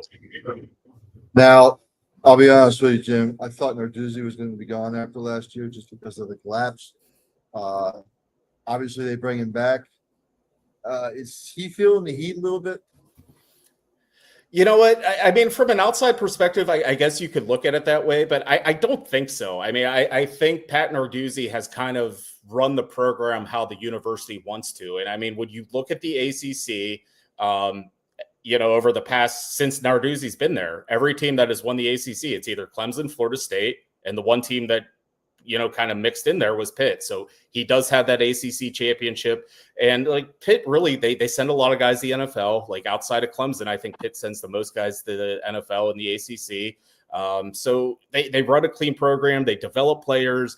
They get more out of less. If you look at the recruiting rankings, Pitt's not really ever at the top, but guys like Kyle Lewis, he's a 3-star from New Jersey. He was committed to, Rutgers or Temple, and, now he's an All-American. So that's kind of what Pitt does. That's kind of the blueprint. So at this point, Pat Narduzzi's 59 years old. He's been going at it for a while. So I think he's at a point where at some point he's just going to retire. Like, I don't think he's ever going to be fired. I think Pitt's pretty happy with what he's doing. And especially in this era in NIL, I mean, it's tough to justify, paying a big buyout to a head coach whenever you have to pay your players as well. So let's look at the schedule for this year. They open up with Duquesne, and that should be a win.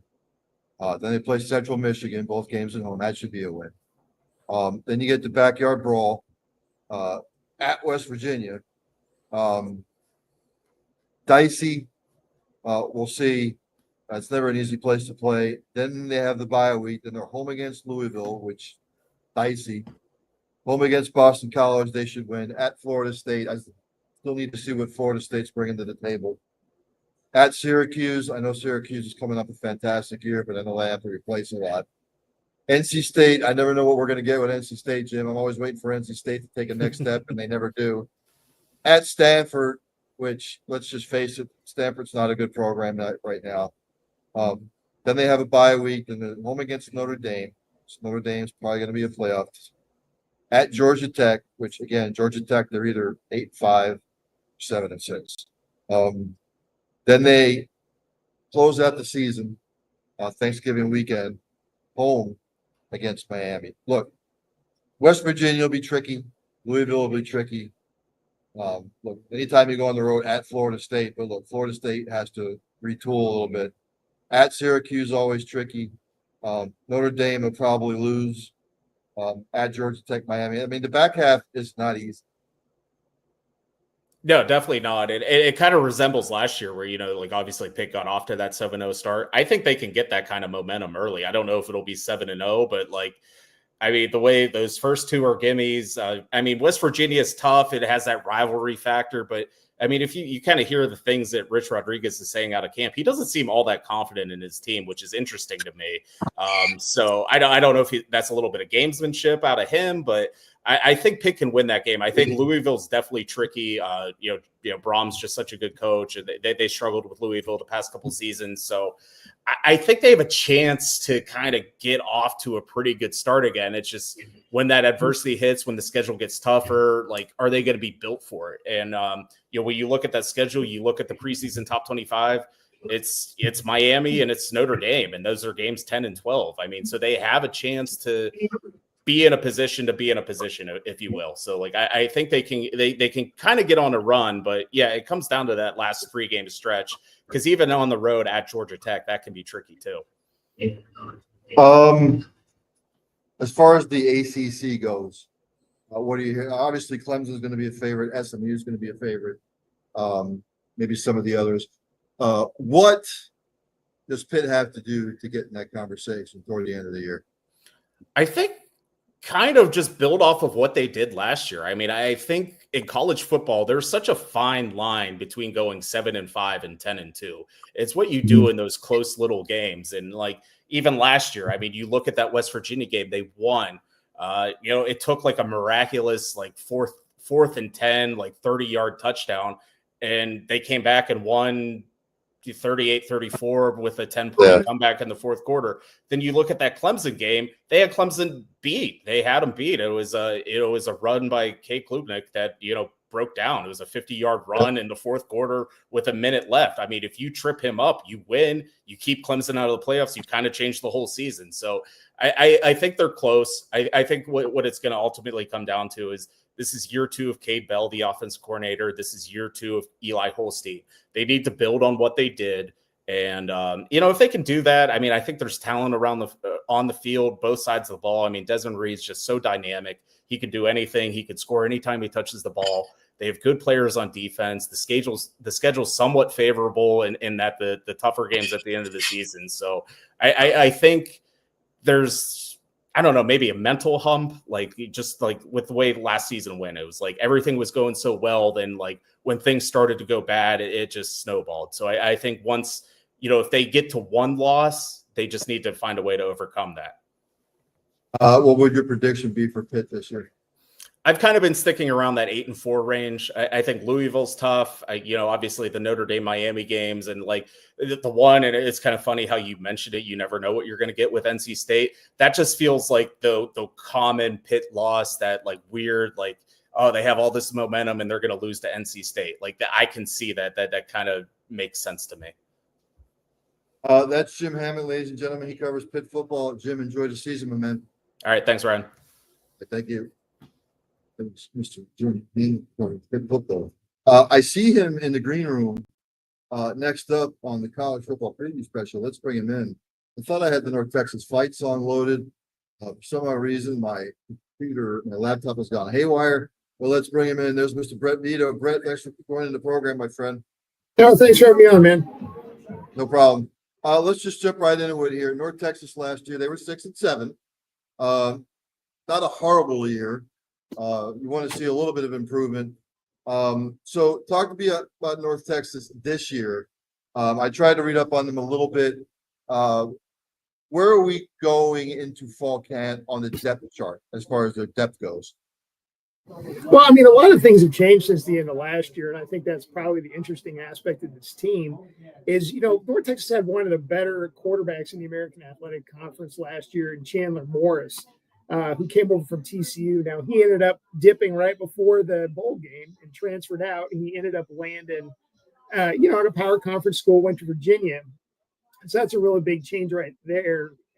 We'll get to where they're at there. And the other big change was they parted ways with their defensive coordinator late in the season and brought on Skylar Cassidy, the son of a longtime college football coach. He was at Sam Houston and had a lot of success in a one-year stint there.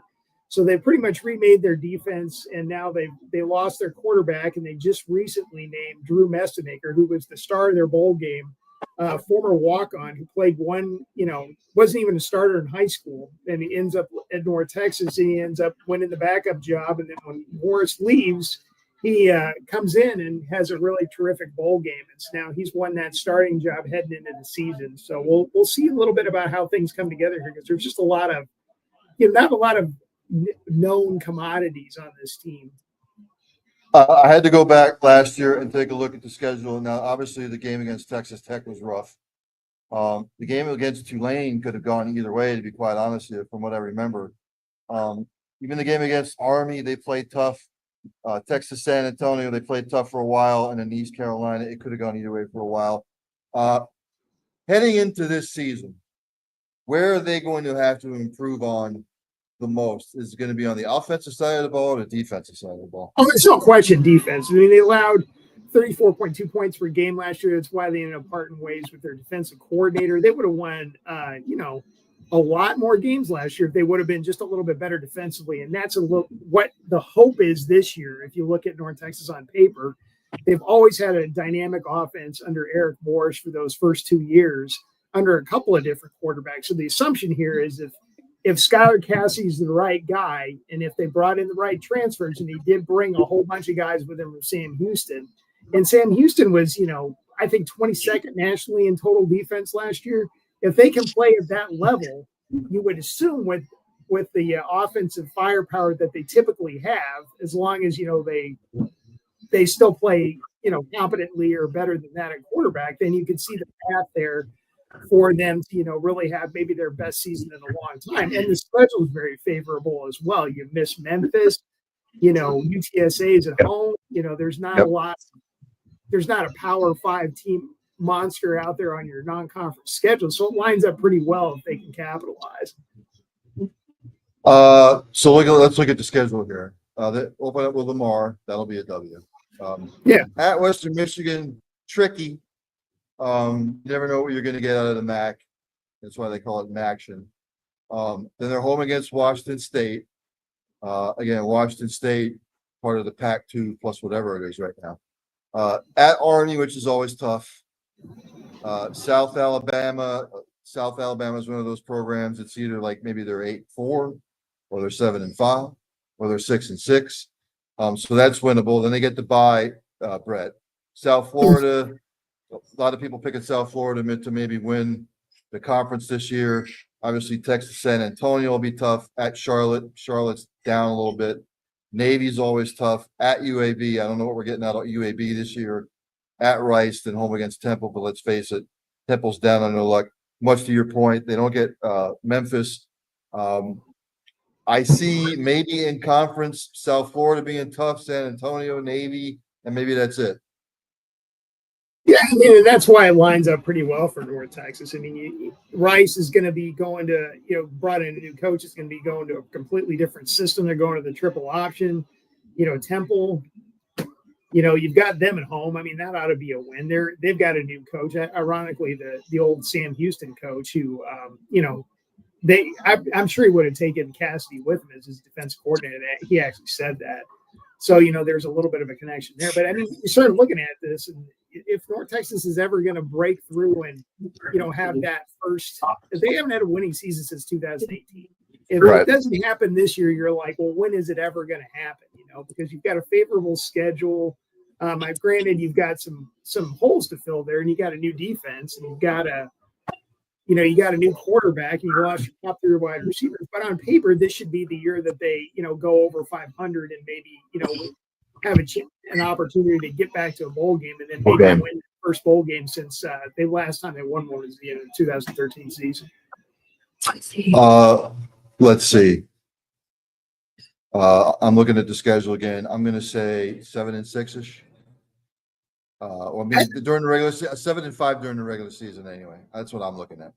Yeah, I mean, I think that's what the general consensus. I haven't actually come out. I usually do, column on how you think it's going to go, probably the week of the game, because I haven't done it yet. But yeah, I mean, that's the ballpark you're looking at. Because I mean, if you think about it, most teams they'll jump up and win a game you don't expect them to win, and then maybe they'll lose one you don't expect them to lose. I mean, that's kind of typically the way things go. So, as long as they don't spit the bit on, a bunch of winnable games, you would think that this would kind of play out in their favor. And I mean, this could really bode well for North Texas. I mean, the hope here is that, they go win 8-9 games.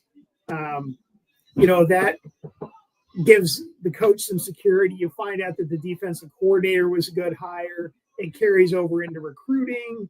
And then, things start to kind of fall your direction. And I think the fear about this year is like, if things go horribly wrong, like say, you made the wrong decision at quarterback, or, you run into a bunch of injuries and then maybe the defense struggles a little bit more than you think it would be, then all of a sudden, they've finished under 500 the first 2 years under Morris. You want to go 3, and then all of a sudden you're looking at going to year 4 trying to find that first winning season. I don't think you want to go that route. You are down there in the thick of it, down there in the conference. I'm taking that Memphis is probably the overall favorite to win the conference. I would think so. I mean, South Florida, there's something to be said there. They've got a good team, but Memphis does have to replace Seth Hennigan, who's ironically from town here. He's a Denton guy. But, they brought in a transfer from, I think it was Nevada, if I'm not mistaken, who is actually another Texas guy. But they brought in him, and they brought in another big batch of transfers that look really good on paper. And that makes sense because Memphis has more money to spend than anybody in the league with the FedEx money, which actually that news of that came down today, that's going to continue to be a deal where, they're getting the logo, the FedEx logos in the end zone this year. So, that's the advantage that they have there. But, if you look at it on paper, you think Memphis is going to be pretty good. UTSA brought in a bunch of, promising transfers. They've got their quarterback back. So, that's another team that you would expect to be pretty good. But yeah, if I had to guess, that would be the direction I would look. And of course, the American went away from doing a preseason poll, which is kind of, those have kind of gone by the wayside because people want to, they don't want anybody to finish last and have trouble selling tickets. So, but that's just my general feeling about the way the league will look this year. Ladies and gentlemen, there were Mr. Brett Vito, obviously the Denton Record Chronicle. He covers North Texas football. Brett, enjoy the season, my friend. Yeah, thanks for having me on. Thank you, sir. Have a good one. Yeah, you too. Let's next bring on, we're backing up a little bit. I will try and get this quickly as I can. I am going to bring on Mr. Jason Priester. Oh, wait a minute. Do I have it? Hold on. Hold on, Brett. I thought I had it, and no, it disappeared. I haven't have. Oh, wait a minute. Here it is. And here we go. Ready?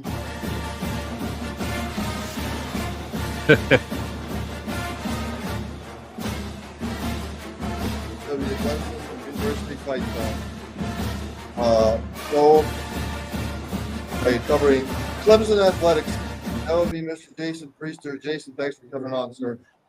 Sorry, I'm running a little late there. That's okay. All right, Clemson.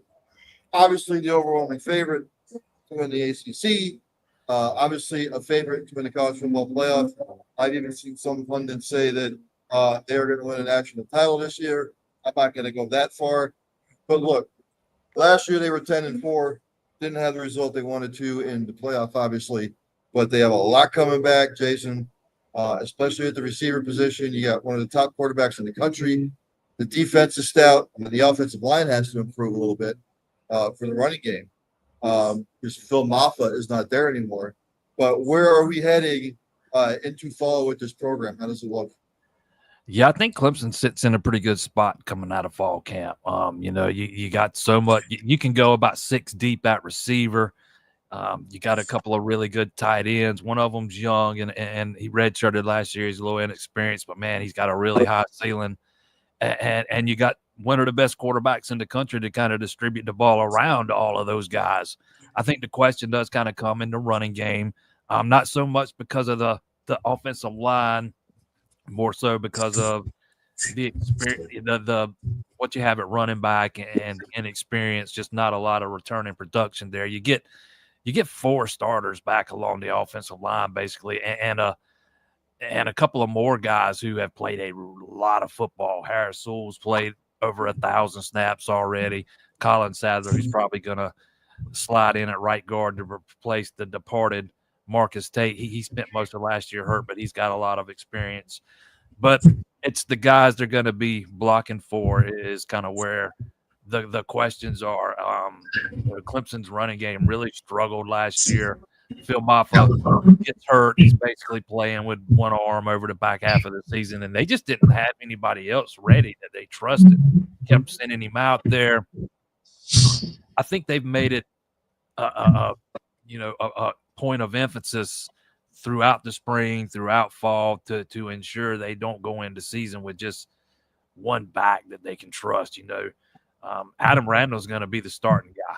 Make no mistake. The converted wide receiver, spent 3 years at wideout. His career, he's had some injuries, but for whatever reason, his career just has not panned out the way many envisioned when he came out of high school. So he's kind of got a chance to kind of rewrite his legacy here at running back. Then you have a guy that redshirted last year in David Izuamume.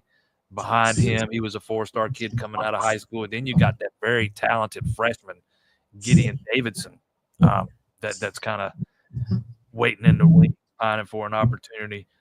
And at some point, you'll get Jay Haynes back, probably sooner rather than later, tore his ACL. He was going to be the guy in the ACC championship game, tore his ACL, I think right before halftime, if I'm remembering right, I guess, and that win over SMU. So I mean, they've got some guys they like. Dabo's going on record saying he thinks Adam Randall's going to be one of the great college football stories this year, but there have been some, glowing reviews of that guy coming out of camp and the 2 scrimmages they held. But, at a certain point, you got to stop talking about it. You got to do it. At some point, I think a lot of people just want to see it.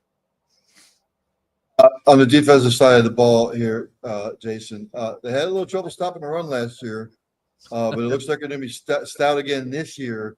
Up front, they have a lot of returners. I see maybe 1 sophomore on there, 2 sophomores, but a lot of juniors, a couple of seniors. Talk to me about the defense and the depth. Yeah, saying they had a little trouble stopping the run is kind of putting it mildly. They gave up 4.7 yards per attempt. That's like the worst number for Clemson. You have to go back to the 70s to find a number like that, I think. Hence why Tom Allen was hired away from Penn State. I just think, last year, just based on some things I've heard, I think the scheme and some of the things they were trying to do, and I'm not saying this was, the only thing that was wrong, but I think Wes Goodwin I think what he was trying to do just got a little overly complex, and guys were starting to get bogged down, and Right. instead of reacting, they were overthinking and not sure. And one of the things Tom Allen's preached since he got to Clemson was, simplicity. We've heard the players speak about it over and over and over throughout camp. One guy actually said the other day that the defense is dumbed down. That's how he termed it, dumbed down. So, and they say it's allowed them play faster, be more aggressive. But yeah, it's a lot of the same faces that were there last year, minus Barrett Carter. Sammy Brown kind of slides in with Wade Woodaz there at linebacker, but the defensive line's mostly the same. You add the transfer Will Helt there at the end spot opposite TJ Parker, and then you have to replace RJ Mickens on the back end, who was probably the backbone of that secondary last year. But they've got some guys that they believe in, they believe are ready to step up. I think the defense is going to be much improved. How much yet? I don't know. I think it should be a top 20 defense, at minimum, particularly when you start talking about competing for a national title. That's the kind of defensive effort it takes. So to me, those are the expectations. So let's take a look at the schedule here. If you hear music in the background, like I'm here at Bailey's Bar and Grill, Levittown, PA. Come on down there, local. Obviously, battle of the proper Death Valleys. Clemson, LSU to start. It'll be tough. They play Troy at home, win at Georgia Tech, which always seems to be tough. Home against Syracuse, they should win that. At North Carolina, we don't know what we're getting with North Carolina with Bill Belichick. I still don't think they're going to be all that good. At Boston College should be a win. SMU at home, tough, should be a win. Bye week, home against Duke, it's homecoming. We're not going to lose that one. Florida State, rebuilding. At Louisville, which could be tricky. Home against Furman, and then of course against the Norris Sellers in South Carolina. The only triple site, if they can beat LSU, get past Georgia Tech, they can go on a run. Yeah, I think that, I know everybody points to the LSU game, and yeah, that's a big game for perception. But when it comes to postseason fate, that Georgia Tech game's a big one. Third game of the season, first road game. You absolutely do not want to start ACC play 0-1. And I think that Georgia Tech team's going to be good. Brent Key's got that program heading in the right direction. They're on an upward trajectory. He's really making some noise on the recruiting trail. I think they're probably going to be better than what they were picked. And then to me, that Friday night game at Louisville, that's the one for me. Louisville kind of punked Clemson last year, so I'm sure Clemson will head over there this year with a little bit of revenge on their mind. But I personally picked Louisville to finish second in the league. Okay. I envision those two, squaring off again in Charlotte. If I had to pick one game on the schedule right now that I think Clemson loses, I think it's that one. I'm a big Jeff Brom guy. I think he's one of the brightest offensive minds in the country. I am a big fan of what he's doing up there. And Clemson's had some hiccups on Friday nights in the past. That Syracuse game where they went up to Syracuse on a Friday night, lost back during the Kelly Bryant days, comes to mind. But never have liked those Friday night games being on the road. And listening to some of those Louisville guys there at ACC kickoff in Charlotte, man, you can tell, man, they've got that game circled already. I've got Clemson winning the ACC. I think Louisville will probably finish second or Miami. That is Jason Priester, ladies and gentlemen. Jason, enjoy the season. I got Clemson going to the college football playoff, winning the ACC. If they don't go to the college football playoff, then the season's an utter failure. That should be, that's the very least. Enjoy the season, my friend. Appreciate it, my man. Let's carry him out.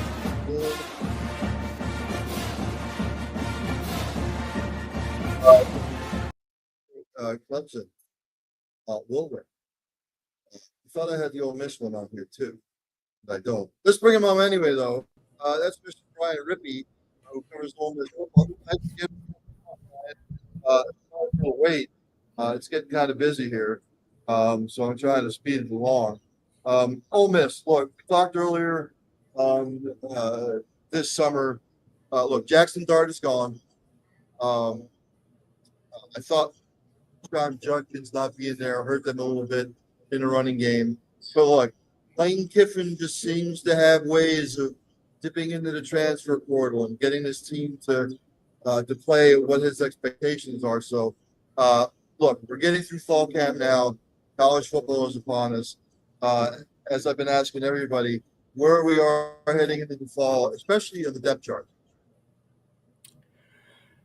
I think Ole Miss feels pretty good about, despite losing a lot on the defensive side of the football, I think they feel pretty good about what they've done to replace things. Pete Golding just signed a new contract extension that made him the highest paid assistant coach in college football.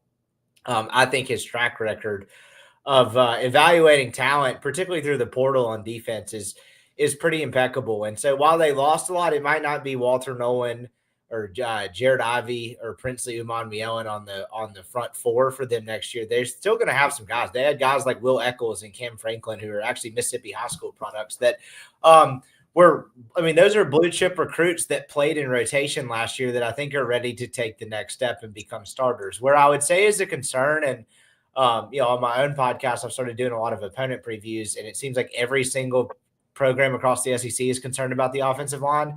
So that seems to be a theme, which I think probably speaks to a larger theme about how this whole portal NIL era, guys switching teams, and the offensive line is kind of like the last position group where high school development and weight training and cohesion and playing a lot of snaps together actually matters. And I don't think that's an accident that a lot of teams struggled to run the football last year. But I say that to say, I think Ole Miss's concern on the offensive line is absolutely actually legitimate. They were not very good last year. They had a lot of preseason injuries, and they never really found a rhythm.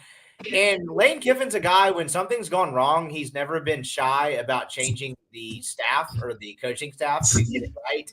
And he kept the same offensive line coach, and they seemingly didn't really have much of a different approach at all to rectify the issue. They tried to portal a couple of guys. I would say their portal haul on the offensive line this class is actually probably less talented than last class. And it seems like they're trying to put a Band-Aid on a stab wound. I don't really understand it. So if there's an area for concern on the depth chart, it to me is offensive line. I think they feel very good about the receiver group. I think they've done enough to be serviceable at running back. They just chose not to play their best running back last year, which is a wild one to me. And they have a super talented quarterback who's really young and he's going to go through some growing pains. But other than the offensive line and maybe the secondary on defense, I actually think they feel pretty good about their roster as a whole. Yeah, I was going to ask about the defense. Defense always seems to be a strong suit at Ole Miss. Like, looking at the schedule last year, and really the only ones who put up decent numbers against them offensively was Arkansas. They put up 31 points. Look, they held Georgia to 10 points. They lost to Florida, but they only held them to 24 points. Held Mississippi State to 14 points. Held Oklahoma to 14 points. What does the defense look like this year? Is it going to be just as stout? Yeah, Ole Miss had one of the top 5 defenses in college football, in my opinion, last year. And even that Arkansas game, I know that game ended like 59-31. Ole Miss was up like 50-14 at one point in that game. Put a lot of guys who don't play in, and the Arkansas, I think, scored 20-something points in that fourth quarter. The defense lived up to the billing last year. Ole Miss didn't make the college football playoff because they failed themselves offensively for a myriad of reasons. Defense is going to be, again, they've lost a lot. But I actually like what they've done to replace the room. And it's particularly on the front four in pass rush. It's a lot of guys that they recruited out of high school. Pete Golding is an elite recruiter. And, we talked a second ago about the offensive line being a concern across the league. Well, where's that going to make you most advantageous? If you have guys that can get after the quarterback, particularly early in the year with a bunch of offensive linemen that haven't played a lot of snaps together, you're in business. That's why I think South Carolina will probably be pretty good with Dylan Stewart, whoever they put opposite him. And I'm pretty confident in Ole Miss's ability to do that. Where Ole Miss might struggle is opponents might throw the yards. There's a lot of unproven guys in the secondary. Again, Ole Miss, even before Pete Golding, has a pretty good track record of finding guys in the portal, particularly from Group of Five programs, like a John Saunders who came from Miami of Ohio, or Dejon Anthony who came from Liberty.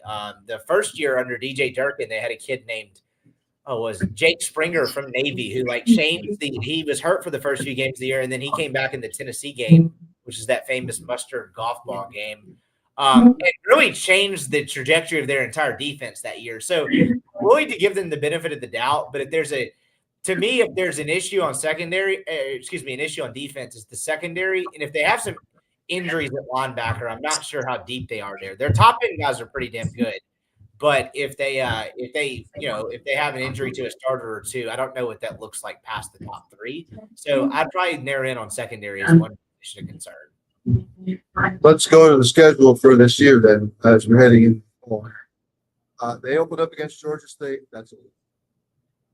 At Kentucky, I know Kentucky gives people fit sometimes, but I know they beat Ole Miss last year. Ole Miss will have that on their mind.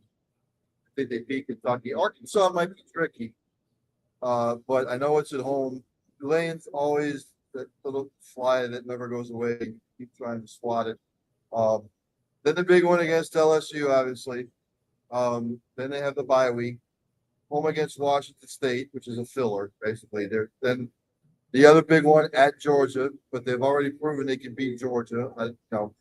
At Oklahoma, I think that should be a win. I know people are still high on Oklahoma this year for some reason. I don't know why. Brett Venables' program still has to prove it to me on the field. South Carolina at home. I know Lenore Sellis is tough. People are high on South Carolina a little bit. Okay. Home against Citadel win. I know Florida beat them last year, but Florida's schedule, they might be beat up by the time they play Miss. And of course, the Egg Bowl at the end of the year. Look, I know they were 10-3 last year. 9-4 might be a success for this particular team with that schedule. Yeah, it's probably a little bit more difficult schedule for Ole Miss. I think where if you gave Lane Kiffin some truth serum, I think he probably appreciates the fact that they're going to get tested early. If you remember last year, they played basically all four of their non-conference games in the first 4 games of the season. Really the only entering the month of October or late September, the only barometer we had for Ole Miss team last year that they knew was super talented was they beat the hell out of a bad Wake Forest team. And I mean, they dominated them. And you could tell, okay, this team's probably going to be pretty good. But I think the fact that Ole Miss was not tested until 5 or 6 games in the season actually worked to their detriment. And so with a lot of new parts and a young quarterback, I do think Ole Miss will go on the road and beat Kentucky in week 2. If there was ever such thing as a revenge game, it's probably that one. I don't think Kentucky's very good. But I think if you ask Lane Kiffin and what do you think about playing Kentucky in week 2 and then having a really good Tulane team and LSU come to town before the month of October, I think he would probably appreciate that more because they're going to learn a lot more about kind of the mettle and the fortitude of this team earlier on in the season, which I think will help them. If you're really looking at this as kind of how the schedule sets up, you mentioned the Washington State game as being a filler. It is literally a filler. Wake Forest backed out of the return game, so they had to fill it last minute. So Ole Miss actually has 8 home games this year and only 4 road games, and their 4 road games are the 4 true SEC road games. So if you want to make an argument that Ole Miss is going to make the college football playoff, which you probably need to get to 10 wins, it's 8 of those games are at home. They really haven't lost a ton at home under Lane Kiffin. And 2 of their 4 road games are Kentucky and Mississippi State. When you look at through that lens, that's pretty palatable. Now, could they lose at home to South Carolina or Florida or LSU or all 3 of the above? Yeah, of course. But it plays to favorability. The way I describe it to kind of wrap that thought up is the 2023 team for Ole Miss went 11-2, 10-2 in the regular season. They got throttled by Georgia and beat by Alabama. If you put at peak capacity the 2024 team versus the 23 team, the 24 team would beat them 10 times out of 10. But they didn't play up to their standards. But the 2023 team, in my opinion, had a more favorable schedule. That's kind of how this team. I don't think Ole Miss will necessarily make the playoff, but if they went 2-8, it wouldn't stun me. They would not be a threat to win the whole thing at all. Whereas if last year's team had just gotten in the damn tournament, they couldn't beat anybody outside of Ohio State. And so that's kind of how I view this season. They got 8 home games. Can they go 8-0 at home and go 2-2 on the road and back into the playoff berth? maybe. I'll bet on it, but maybe. I'm thinking like 9-3-ish. Yeah, Would it 9-3. 8-4, depending on how it looks, would be fair too. 9-3, I think, is where I have them at. But again, if they went 10-2, would it shock me? No. If they went 7-5, I'd be a little stunned. There had to be a game or two that went pretty wrong. But yeah, I think 9-3 is pretty fair, particularly with a young quarterback that's going to experience some growing pains. Before I let you go, you're down there in the SEC country, obviously. What is the general consensus going into camp? Well, Brian, I've seen everything from, well, Georgia's going to win the SEC. No. Texas is going to win this. No. Alabama's going to win the SEC. No. Some people have LSU winning the SEC. What's the general consensus? I know it's probably either Texas or Georgia. I'm still not sold on the whole Alabama thing with DeBoer there. So what's the general consensus that you're hearing? There's really like not one. And I think it's because the SEC, they added Texas and Oklahoma last year, which really threw off the scheduling. And so you have a huge imbalance in terms of the quality of schedule. Like Ole Miss has benefited from it. Their in-state rival, Mississippi State, is not. The first 2 years, last year they had the schedule, and then this year it's the same opponents, so the venues just flipped. So you've had some teams really get screwed by this. Some teams really benefit from it. And who do I think is the most talented team in the conference? I think it's Georgia, but their schedule is absolutely brutal. And so just for sheer, I think I'd probably pick Texas if I had to pick them today. But I'd probably rank Texas as the third most talented team in the conference. But if you look at what they have to go through compared to who Alabama has to play and Georgia and hell, LSU for that matter too, it's really like a very big imbalance in my opinion. Look, I'm not crying fair or foul on that. It's kind of an imperfect system when you add two more teams last minute to your conference. But I think I'd go Texas because I do think they're one of the top 3 talented teams, and their schedule is a hell of a lot easier than the other 2 that I think are more talented. Ladies and gentlemen, that's Brian Rippey. He covers Ole Miss football, obviously. Brian, thanks for coming on, and I will have to pick your brain maybe at some point in the middle of the season. Yeah, anytime, man. You have a good one. Thank you. Have a good one. Brian Rippey, look, Ole Miss was rooting for the underdogs, the little guys in the conference. We'll have an Ole Miss taking a step backwards. I think it may be 8 or 9-3 for them. Coming up, hopefully at 8:15, Jared Kruger covers Penn State. Obviously, Penn State, one of the teams many people are picking possibly win a national title, although some people back off on it because of James Franklin as the head coach. He hasn't won a big game. Look, they beat. They made the college football playoffs. Let's just say. I don't know what's going to happen. There are so many teams. I think Penn State should be the favorite. They have the most complete team, the most experienced team. Ohio State has to replace the quarterback. So reason why I wouldn't pick Ohio State. We're going to go through changes. People are high on Michigan this year. I don't see it personally. Again, I think Illinois will make some noise. I think Indiana takes a step back. There's some other players. But, if you look at Ohio State's schedule, they play Texas to start. A lot of people are picking Ohio State to win. I pick Texas. Then they play Grambling. First 3 games through, then they play Ohio in a bye week. At Washington, but they're returned. Home against Minnesota. Couldn't be tricky. Minnesota in that running game. They're at Illinois. Another tricky game. Illinois will be out to prove something. Then they're at Wisconsin. Always tough to play. The state usually wins those kind of games against Wisconsin. Bye week. Home against Penn State. Which will probably decide the Big Ten champion. Regular season. At Purdue, Laffer. Home against UCLA, Laffer. Home against Rutgers, Laffer. And of course, the helmet game. And Ohio State has to go to Michigan. And they beat Michigan. Let's see.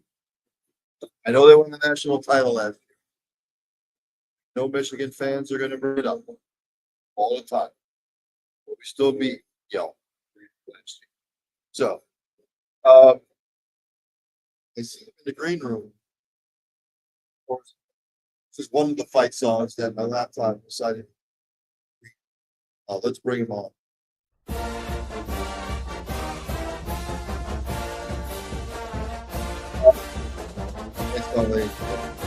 That's what it says on my screen. I hope I have the right one. Let's bring him on. Good friend of the program. There he is. Jared Pruger. Jared, thanks for coming on. Thanks for having me, Ryan. I appreciate it as always. Thank you, sir. Let's jump into it. Look, the expectations are high. A lot of people are picking Penn State to maybe go on and win the national title this year. Hell of a backfield. Offensive line, fantastic. Defense might have to retool it a little bit. But look, I'm going to come down to Ohio State.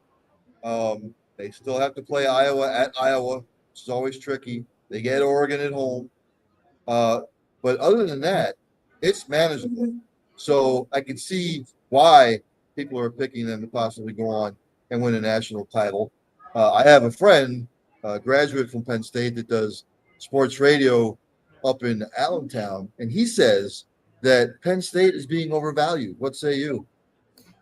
I mean, it's easy to, they got to the national semifinal last year and almost beat Notre Dame in the Orange Bowl without receivers. So, and they returned most of that offense. They returned most of the offensive line, which is important. Drew Aller, the running backs speak for themselves. They improve the wide receivers. They lose Tyler Warren, and that's the biggest loss, but bar none. But the guys that they have are going to be just fine. Luke Reynolds is going to be a stud, and I think that's important. Defensively, obviously they've got Jim Knowles, but they have some really good talent. Tony Rojas is going to be healthy.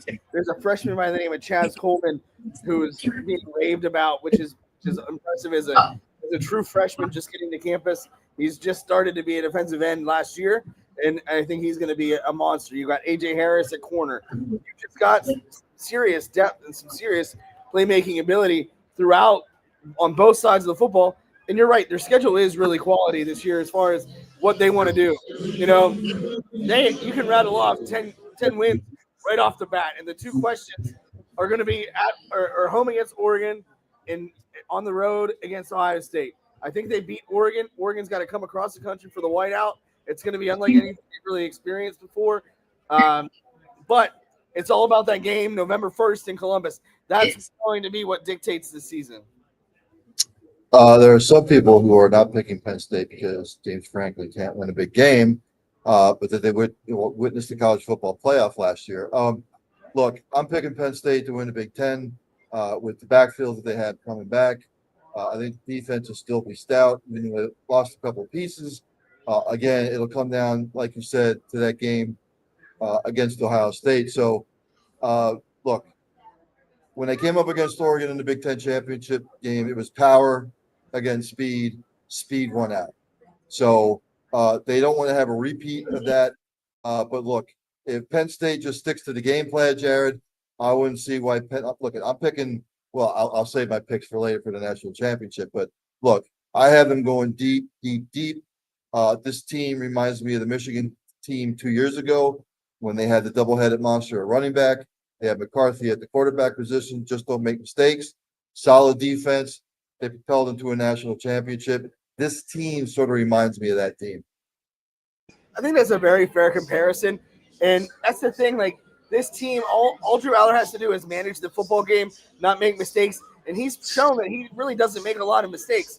Again, Nick Singleton and Katron Allen at running back. It's tough to find two quality running backs like that. They're going to be fresh come playoff time, and that's going to be an asset. But, yeah, I think they're going to go deep. I think they have the potential to, even if they lose to Ohio State, go to the national championship game but you have to win that game. That's going to, you mentioned the James Franklin and the naysayers. He won big games last year, and you can argue that, yeah, SMU is SMU and Boise State is Boise State. But those are two good games, two good teams. He finally wins, another big bowl game. But he's just got to be able to get that monster off his back in Ohio State. It's much like Ryan Day winning the national championship and them still not liking it because they lost to Michigan, right? And that's how Franklin is. The schedule is very favorable for Penn State. They can go in and win at least 10 games right off the bat. But you win against Oregon early. You have them off a bye. You have Ohio State off a bye. There's no excuse going to that Big Ten championship game against God knows who, because I think there could be 5 or 6 teams with 10 wins in the Big Ten this year, which is wild, but that's just how top heavy it could be. And because they have 18 damn teams. So, I mean, there's so much potential. I think they're going to make a deep run, if not win the national championship.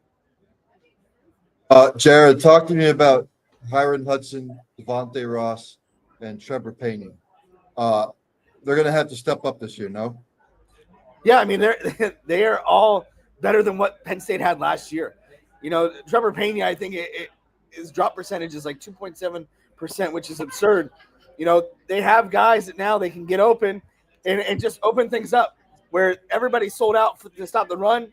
Now you can open it up with a pass game. You can open it up, with the tight ends and let Drew Aller do his thing. And I think that's a huge asset to this offense. But early indications in camp are these guys are pretty damn good. And that's exactly what they need. That was the missing piece last year for the receivers. It could have very easily been Penn State, Ohio State in the national championship had they actually had a legitimate passing game. So let's look at the schedule. Like I mentioned, they played Nevada. That's a win. All 3 games. Well, first 4 games are at home. Nevada, then FIU. That's a win. Villanova. That's a win. Like you said, then they get the bye. Home against Oregon. That'll be a whiteout. They'll have revenge on their minds. I think they win that one. At UCLA, forget it. Home against Northwestern, forget it. Again, that Iowa game, teams have split the last couple meetings. At Iowa could be tough, but then they get another bye. At Ohio State's the big one.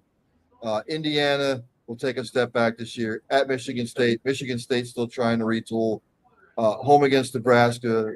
Some people are high on Nebraska, but they don't have the material. And then at Rutgers, Thanksgiving weekend, which kind of could be tricky, but Rutgers doesn't have the material either.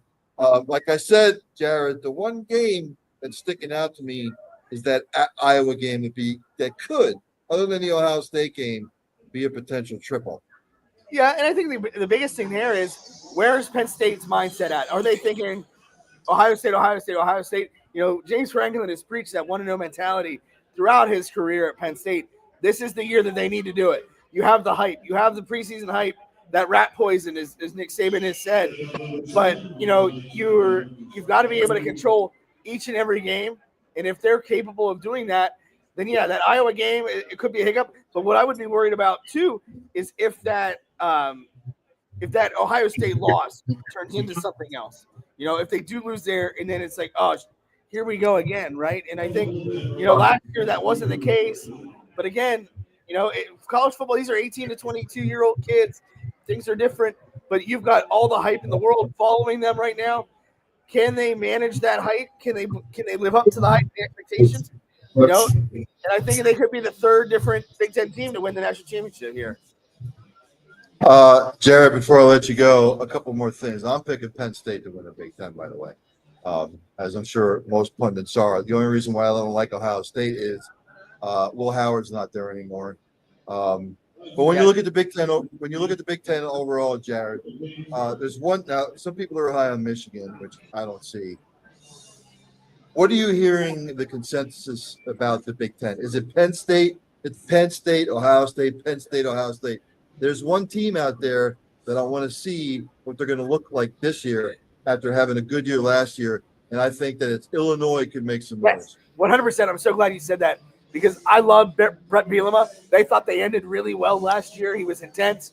I love it. And I think that's my wild card. I think they could rattle off 10 wins. Indiana is not going to be good. They're going to rack up some wins solely because their non-conference schedule is butt cheeks. And That it is. I mean, Penn State's isn't any good either. But you know, Indiana's is awful, and that's kind of the way that it is. But you know, Illinois is tricky. Ohio State is going to be up there. You know, it's such a bizarre. I think USC could rattle off some wins because they all just avoid each other, and that's a huge thing. You know, in the grand scheme of things. So Penn State's going to benefit from that. They have a good schedule. Again, it's a game against Ohio State that what can they do? And I know you mentioned Iowa.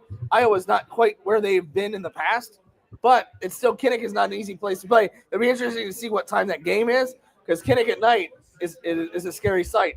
But it'll be very interesting to see kind of how things go.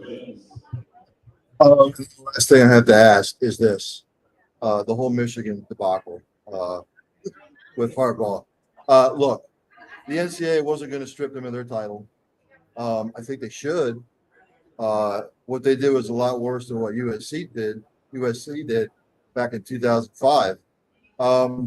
What's the general consensus in the Big Ten about how this all went down, and was the punishment severe enough? I don't think it was ever going to be severe enough, but I think the NCAA has been burnt before with, you know, obviously the stuff that happened at Michigan with the sexual assault, Michigan State with Larry Nassar, with Ohio State and their issues, and Penn State with their off the field issues with Jerry Sandusky. You know, Penn State was punished, fined $30 million or however many $1 million, Yes. and then you know, had to vacate wins when they really weren't. The players weren't part of that, right? And even Sandusky, when it was alleged, wasn't part of the program. So I mean, there's always going to be that. Do I think that they were punished harsh enough? No, because this is the integrity of the game. This is on the field where you're compromising the game. And let's be real, they were a markedly different team when that was going on versus what they were pre-COVID, pre-sign stealing. And I don't think that the NCAA was ever going to do anything that was going to make everybody happy. But I would imagine that, you know, there were some people that paid them off a little bit. And it was just one of those situations where let's just hope this gets swept under the rug. They want Harbaugh to go away, and he did, and he's not coming back. Stallions is going to be away. He's not coming back. Sean Moore's suspension is a joke. But, I mean, they were never going to vacate the title. The rings were already made. They weren't going to take it away. But it's just another version of the NCAA kind of being tone deaf. And you know, when the integrity of the game is challenged, like speaking from example, I guess, if your program were to do that and it resulted in a national championship and that's all the punishment you're going to get, I think there are probably 100 and some odd teams that would be willing to do just that, just to say they were a national champion. Ladies and gentlemen, that's Jared Pruger covering Penn State. I am picking Penn State to win the Big Ten, go to the college football playoff. Jared, thanks so much for coming on, man. You have a good rest of your night and enjoy the season. Thanks, you too. I look forward to speaking with you again soon.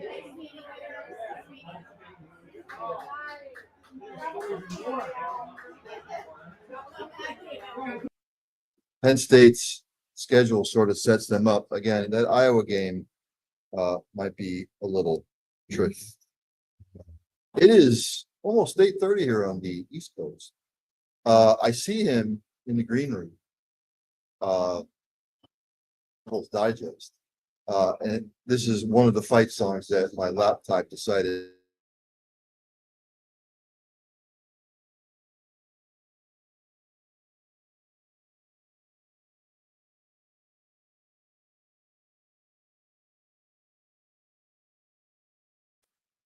There we go. I'm back on, but it's buffering. I'm going to bring him on anyway. Oh, there we go.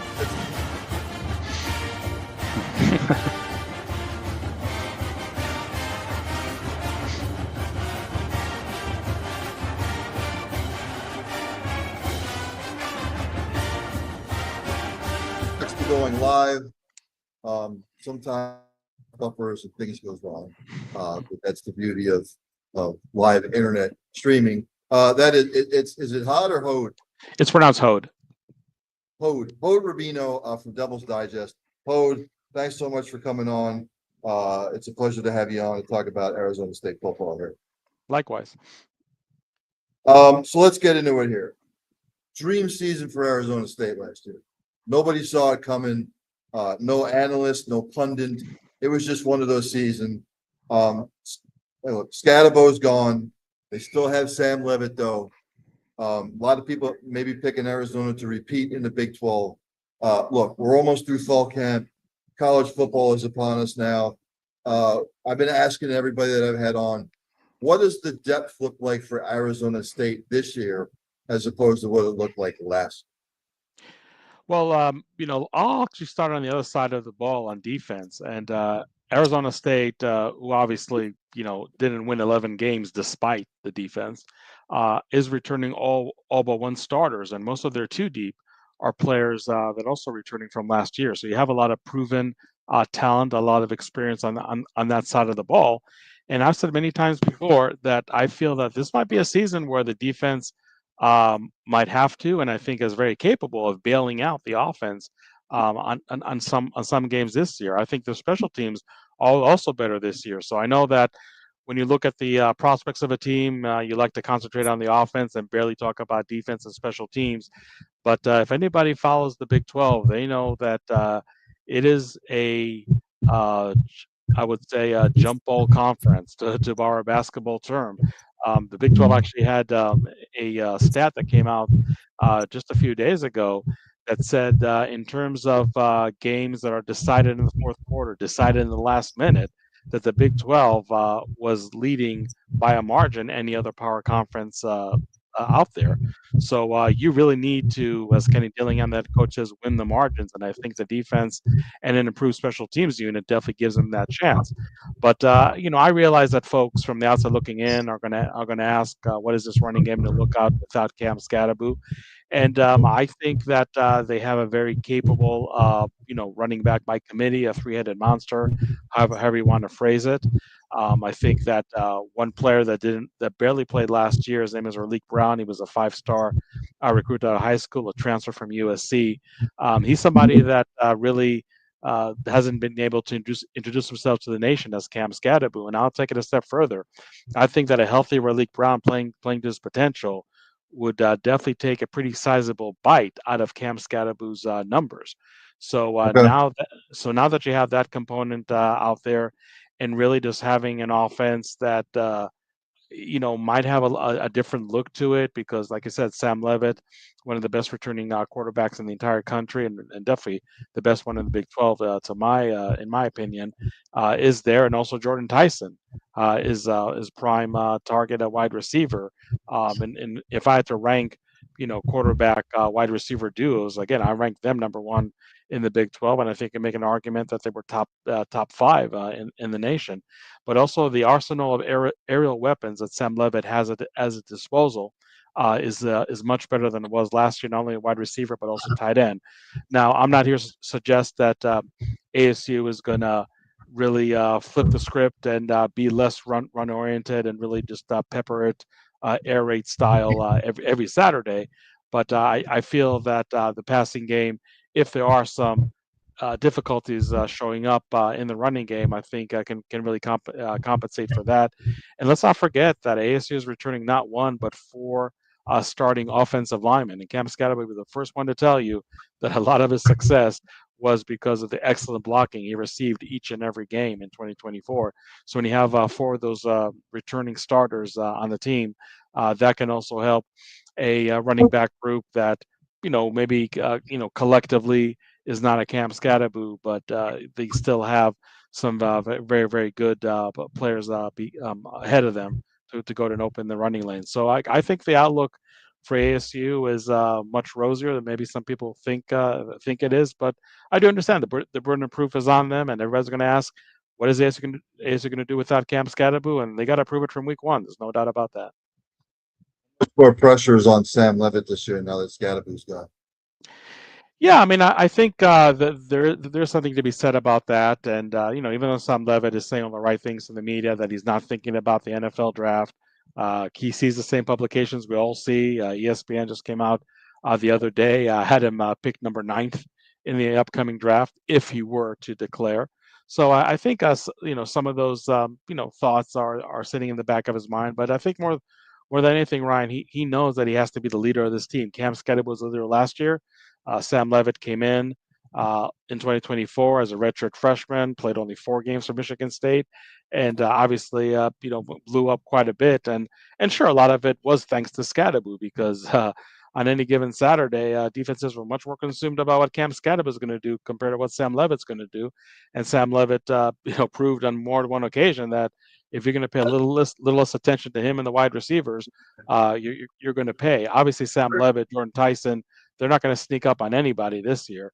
So sure, I mean there is some pressure on Sam Levitt, but everything that I've seen and everything that he's saying, he is welcoming that pressure. And maybe also in a positive, I think the running back group is not feeling pressure. Maybe they're feeling that a lot of people are doubting them, so they might overachieve this year as well. So and anyway, slice it. I know that there are going to be some question marks about the ASU offense, but I think that if there are some pretty big doubters out there that feel that there's not a snowball chance in hell that they can repeat as Big 12 champions, I think there's a lot of key points to point to that saying that they are very capable. Nobody's going to say it's going to be a cakewalk. It wasn't a cakewalk last year, even though we had Cam Scadaboo playing out of his mind.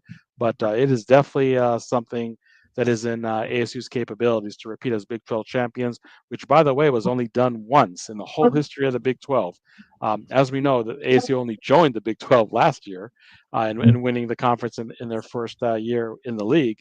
The only other team that won back-to-back Big 12 championships is no longer in the Big 12, and no, it's not Texas. It's actually Oklahoma. So it shows you, again, we talk about the parity of the Big 12 and how many games are decided by one score. That's also something that, I don't know why you would automatically, discount ASU thinking they're not capable of doing it. Again, not saying it's going to be a rosy path, but something that they definitely have the talent and the experience to repeat as Big 12 champs. Well, let's look at the schedule, Howard. The first 3 games are wins. Northern Arizona at home, that's a win. At Mississippi State, that's a win. Texas State at home, that's a win. Now, a lot of people in Baylor possibly as the Big 12 champion. I don't see it. At Baylor could be a little tricky, but I don't see why they couldn't win that game. Then they're home against TCU.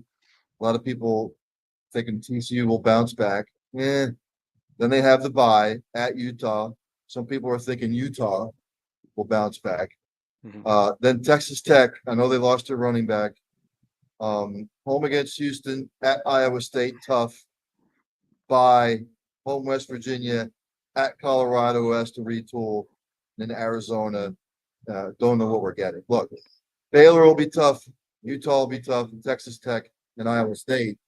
I don't see why Arizona State couldn't go, 9-3-ish, maybe 10-2 if everything falls correctly. Yeah, I wouldn't disagree with really anything that you said. I think that game in Mississippi State might be tougher just because it's an SEC road environment, and I know Mississippi State was picked last in the SEC, but it was a weird game last year. It was a game where Sam Levitt really was not coming into his own yet, and Mississippi State just made that cardinal sin of playing a 3-man front against Cam Scadaboo. Now you think it would be a blowout under those circumstances, and the first half was a blowout, but the second half ASU really let Mississippi State in.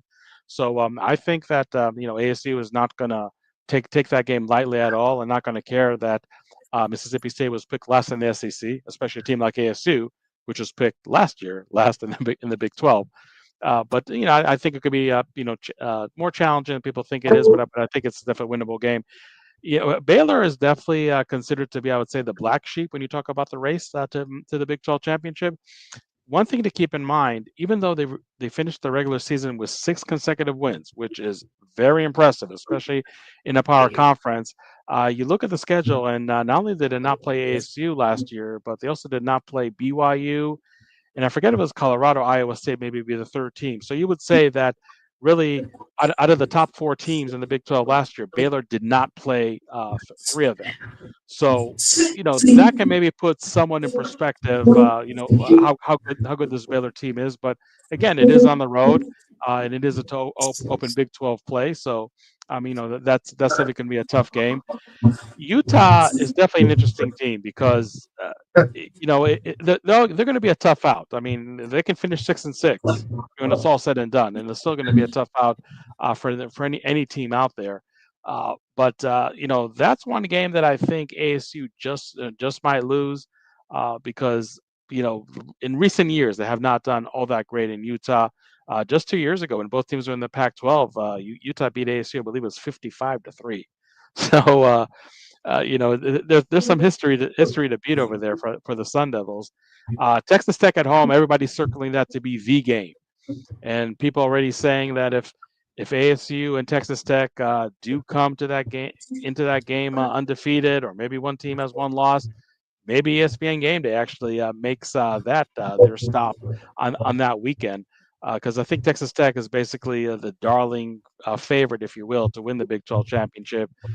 They invested tens of millions of dollars in NIL, brought some very, very talented transfers in. Like I said, they did lost the running back, but nonetheless, a very, very talented team. And, if the season really goes as well as Texas Tech thinks it is, and also ASU, then that's absolutely a mammoth game that can decide quite a bit in the Big 12 championship race. I also picked Iowa State on the road to be ASU's second loss. I also think they might lose at Utah as well, just because Iowa State obviously major revenge on their minds. You're playing there in the first week of November. Weather can already be a little sketchy, for a Sunshine State team, if you will. Who knows how much the weather elements can play a factor over there. ASU has a game compared to the 6 they had last year, and they were undefeated at home last year. So I think that's something that can really help repeat regular season record, which I think they will beat. But it's really tough, easier than last year. And again, the Big 12 parity. So no matter home or away, a team that's coming off a great season or a bad season, you have to be ready to play and bring your A game. Otherwise, you might find yourself in a problem. When it's all said and done, who wins the Big 12? I did pick Arizona State, and I know a lot of people are going to say, "Okay, here comes the bias." But I look at the 7 home games that they do have. I look at the talent that some people are really undervaluing on offense, and make no mistake about it, ASU has a lot more weapons in their passing game besides Jordan Tyson, and Jordan Tyson is one heck of a weapon to have to begin with. I think the running game is going to be better than people expect it to be. Again, I'll point to Raleek Brown. I think ESPN just came out today or yesterday with a list of their sleepers all across the power conferences. And sure enough, the one sleeper from Arizona State they picked was Raleek Brown. So I think that's a name that the folks should remember. And if you look back at ASU repeating a 10-2 season, don't be surprised if Raleek Brown plays a significant part in that. And again, offense is going to win games. Defense is going to win championships. And I think this defense for ASU is one of the best we've seen this century in Tempe. And it's definitely going to be one unit that is going to make life really hard on the opponents. Again, a unit that I feel that might be a game or two, maybe 3, that they're going to pull out for this team. And also special teams for ASU. I know that was a sore subject last year, but I think they really upgraded all facets of that unit in 2025. So, I know it's very hard to repeat as Big 12 champs. Again, I talked about the history about it a couple of minutes ago, but I really do feel that ASU does have all the tools to repeat. Again, not going to be a cakewalk. Wasn't a cakewalk last year. Not going to be a cakewalk this year. But I do pick ASU to repeat as Big 12 champs. Ladies and gentlemen, that's Pode Rubino from DevilsDigest.com. Pode, thanks for coming on. Enjoy the season, my friend. Thanks for having me, Ron. Thank you, sir. Arizona State, a trendy pick to repeat in the Big 12. Again, like you said, it's hard to repeat in the Big 12. Texas Tech, I don't see it. I know a lot of people are high on Tech. Look, there's a lot of parity in the Big 12. And a multitude of 6 or 7 teams could win. I mean, TCU was 9-4 last. A lot of people are high on that. BYU was 11-2. Cincinnati might have another down year. Kansas might have a down year. Houston, UCF, the way it is right now. And I think Colorado takes a step back. State, the way they finished last year, they're probably still going to. Arizona, I don't think will be good. West Virginia, I don't think Rich Rod likes his team. I don't even think he likes himself. So we'll see. When it comes to the Big 12, I think it's wide open in the Big 12. Period. I just said any one of a multitude of teams. Coming up, I see him in the green room like I do with every guest. Let's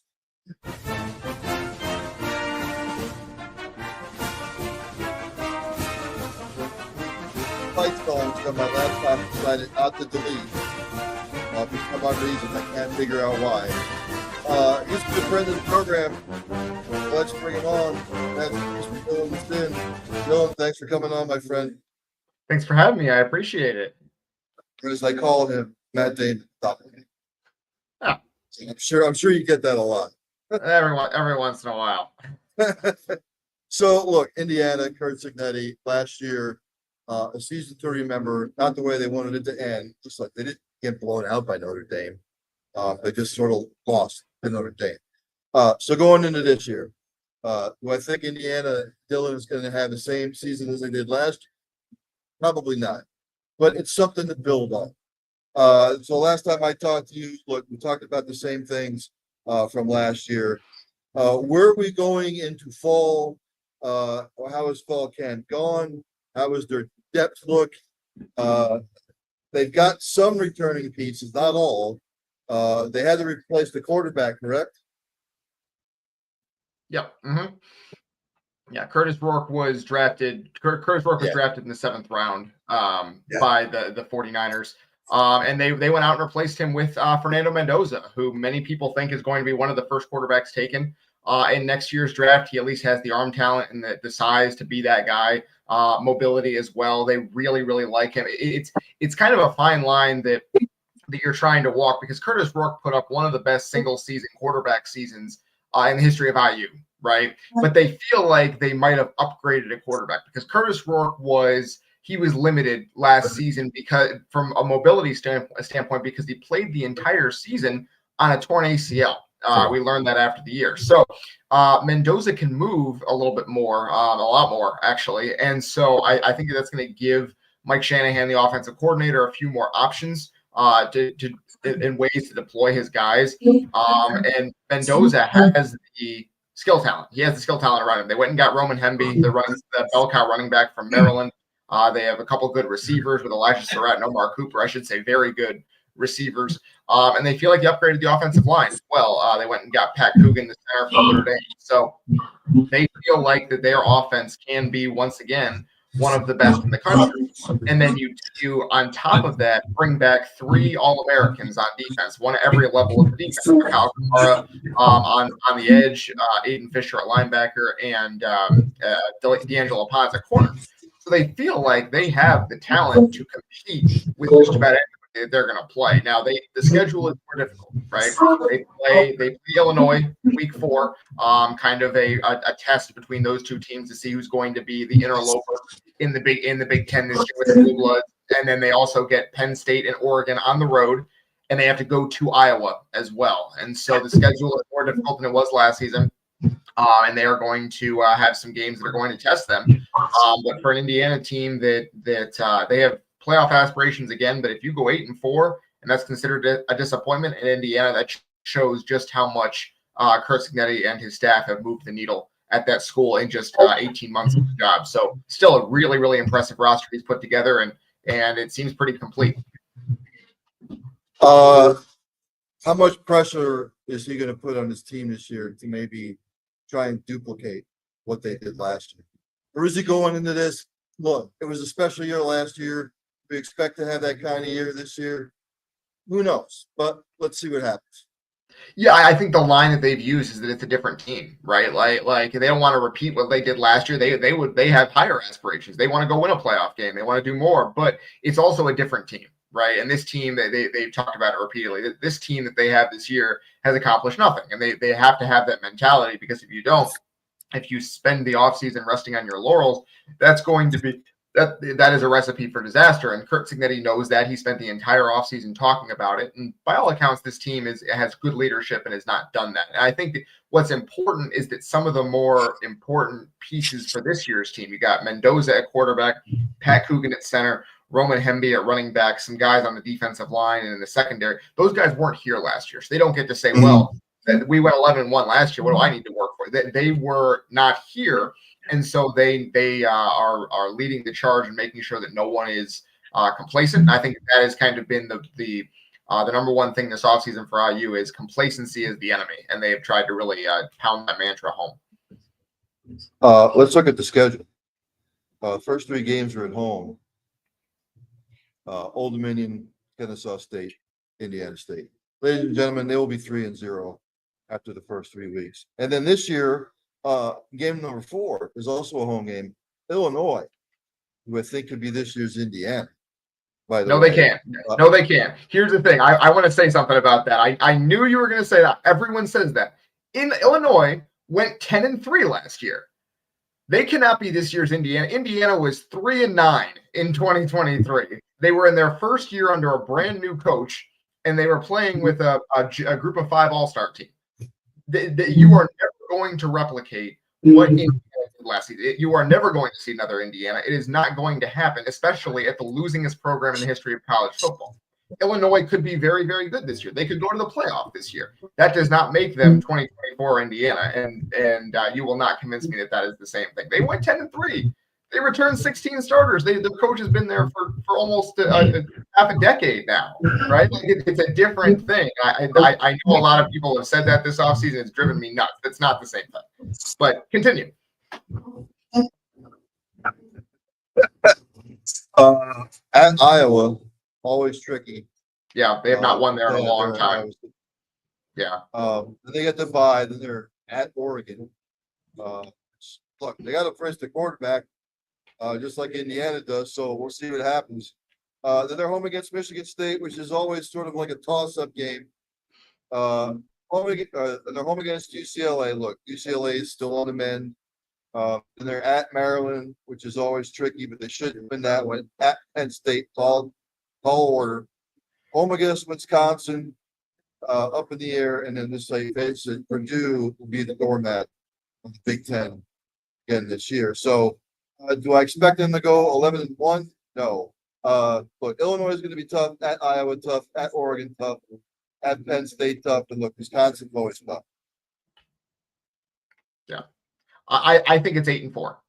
That's my. I think they win one of the big 4: Oregon, Penn State, Illinois, Iowa. They win one of those, and then the other 3 probably, or then they lose one to a team that maybe is not quite as good as them, and they end up 8-4. I think that is perfectly acceptable. I think that is about where this team probably ends up. But if they win that Illinois game, I think you could kind of see the momentum start to build like it did last year. They have more talent than Iowa does. I think the problem with the Illinois game to me is that Illinois brings back all that experience along the offensive line. And if there's a question mark kind of on this team for Indiana, for me, it's the defensive front. Mikhail Kamara is great, obviously, but they're breaking in a couple new defensive tackles after losing CJ West and James Carpenter there, who were really, really good for them. So that's my question is are you going to be able to hold up against that Illinois defensive front? And then I think they're just out-talented by Oregon and Penn State still. Oregon, you could convince me they can stay in it because of the young starting quarterback, but I don't know. That's a tough order on the road. So I think it's 8-4, and I think that's probably I think people might be disappointed by that. I think they'd be wrong. I think Indiana going 8-4 is still something to write home about because it's year 2 of a new coaching regime. Last year skewed the expectations so much, but 8-4 is a darn good season for Indiana. Talk about Notre Dame real quick. We leave Purdue out of the equation. Sorry. Look, Notre Dame, fantastic year last year. Freshman quarterback, by the way. True freshman, by the way. Look, they open at Miami. If they win that one, of course they have a bye week. If things don't get any easier with Texas A&M, but they get them at home. Purdue, they'll win. At Arkansas, they should win. Boise State, they should win. NC State, they should win. Dylan, really, the only teams on this that I see that could maybe trip them up, even though I still think they'll make the playoff if they lose the first two.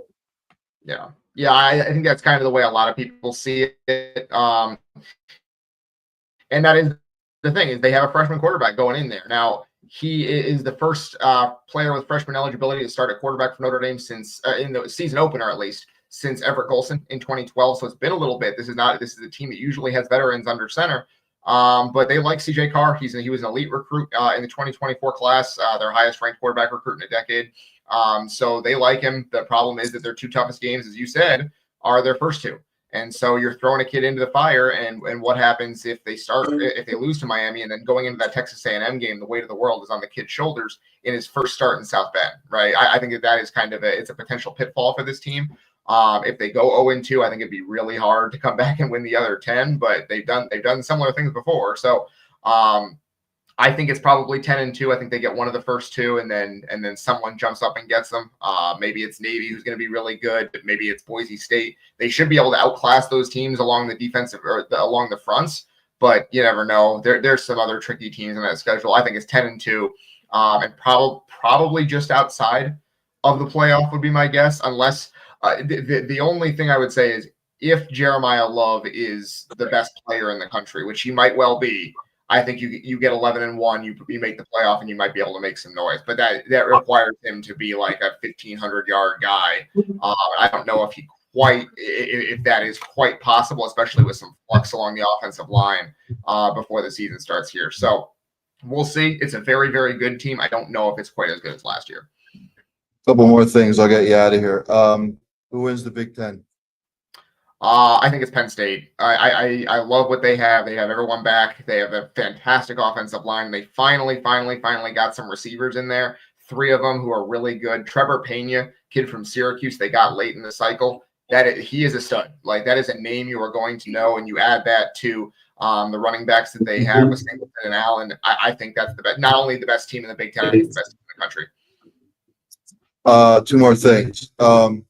The whole Michigan thing. Yeah. In Big Ten country. We only hear about it through like media reports and stuff like that. What have you been hearing about the general consensus? Look, the NCAA was never going to strip them of their title, even though what they did was more egregious than what USC did back in 2005, 2006. So what are you hearing throughout the Big Ten country about what went down? Yeah, I think people are upset. Like, it's obviously not what especially Ohio State fans and Michigan State fans are obviously going to be very upset about it. I think it's one of those things, though, where it's been so long since the 2023 season. It's almost in the rearview mirror for a lot of people now. It's like, all right, this didn't, like, especially down the stretch. Like, I don't know how upset Iowa is about the Big Ten championship game against Michigan. Maybe they are, and I just haven't heard it. But they lost that game 26-0. I don't know how much signs would have mattered in that game. So, yeah, I'm sure some fan bases are going to be mad about it for years. I think it's one of those things that it's kind of in the rearview mirror at this point, especially in the Big Ten, where, I mean, they had another team win the national championship last year. Michigan is not even the big dog anymore as recently as last year. So I think it's one of those things that's kind of behind us now. And then one more thing.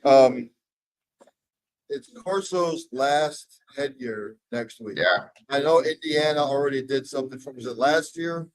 2 years ago? Yeah, well, Are they planning anything like video, something to send to the college game day crew, maybe to honor him as he rides off into the sunset? I have not heard of anything specific, but I would not be surprised when game day came to Bloomington last year, and that was a real moment for him. He wore the sweater that he wore. He's obviously former IU coach and led them to the victory in the 1979 Holiday Bowl, and he wore the sweater a replica of the sweater that he wore back then. It was kind of his signature. So really, really cool moment in Bloomington. Honestly, I was really, really happy to be there for that. It was kind of a goosebumps moment. So you can kind of say they sent him off then, but I wouldn't be surprised if they do one more kind of tribute, maybe on the video board or something like that, because he deserves it. He is a huge, huge piece of Indiana football history and of college football history as a whole. So, ladies and gentlemen, that's Dylan Sid, German Gazette. Covers Indiana, Notre Dame, Purdue, probably a bunch of other things I haven't mentioned. But Dylan, enjoy the season. Thanks for coming on, my friend.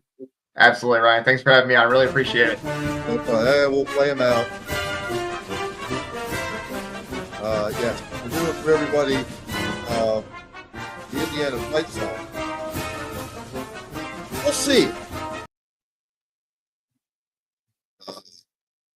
I still think Illinois is going to be the new.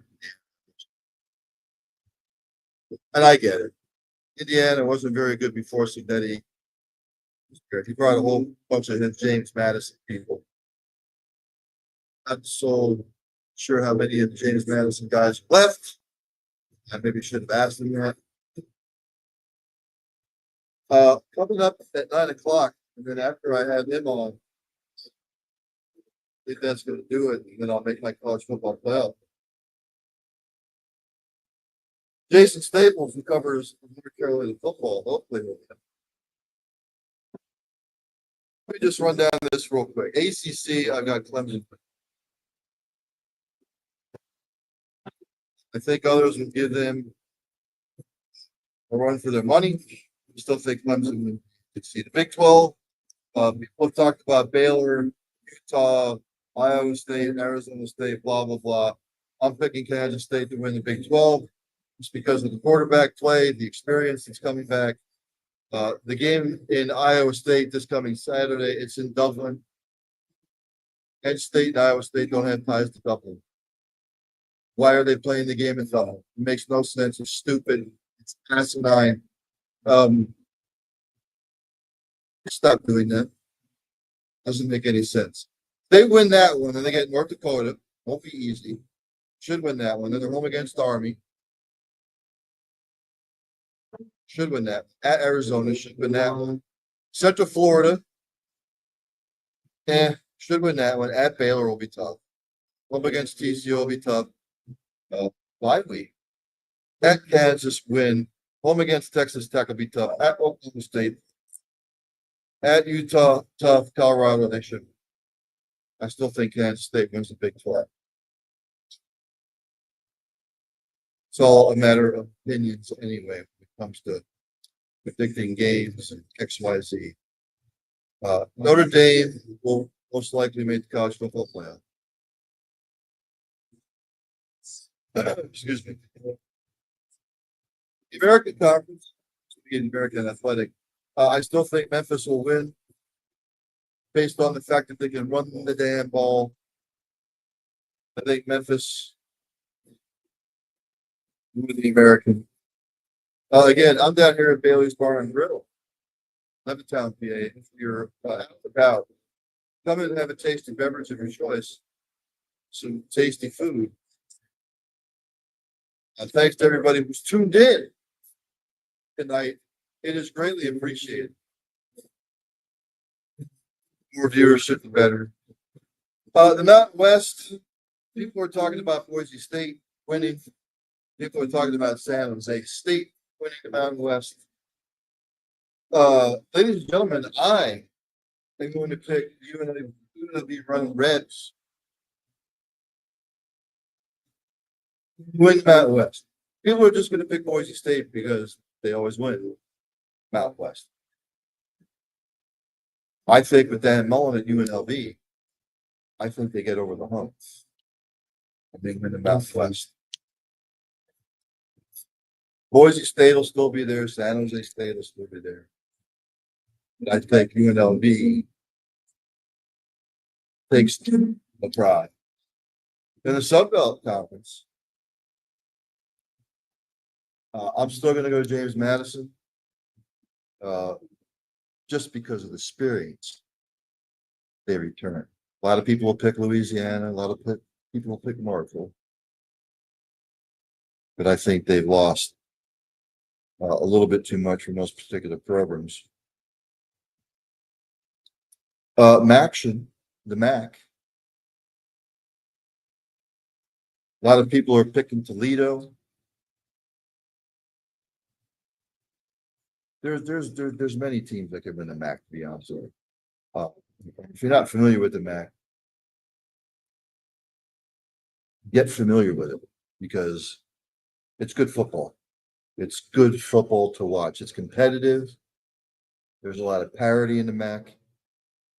A lot of people are high on Toledo. A lot of people are high on Buffalo. A lot of people are high on Ohio because of what they have coming back. A lot of people are high on Miami. You can throw some others in there. High. And picking the Buffalo Bulls, not the Bills, the Buffalo Bulls, to win the MAC.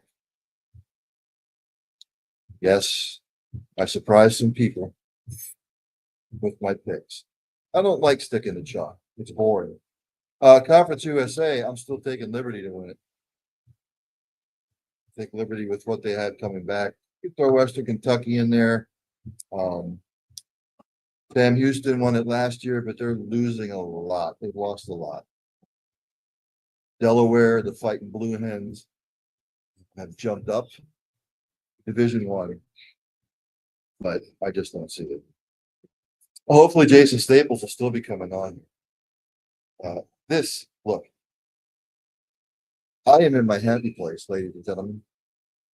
College football is my passion, minus the extracurricular bullshit with NIL, the freaking transfer portal, all that shit, all the stuff that's going on, with all the legalities of stuff.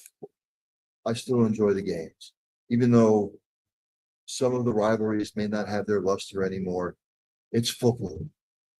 It's coming up on the fall. It's the changing of the leaves, the smell of the grass. You're grilling. You're having your favorite tasty beverage, whether it be a beer or a mixed beverage, non-alcoholic beverage. I don't know. There's nothing like it. I'm in my happy place from the first weekend. It contains Labor Day all the way up to Christmas. Again, I'm hoping to have Jason Staples on. Let me just double check with him.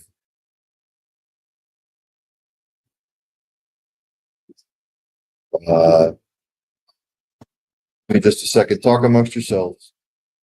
The subject, Rhode Island, Singular Road, Rhode Island. Again, I understand that people are busy.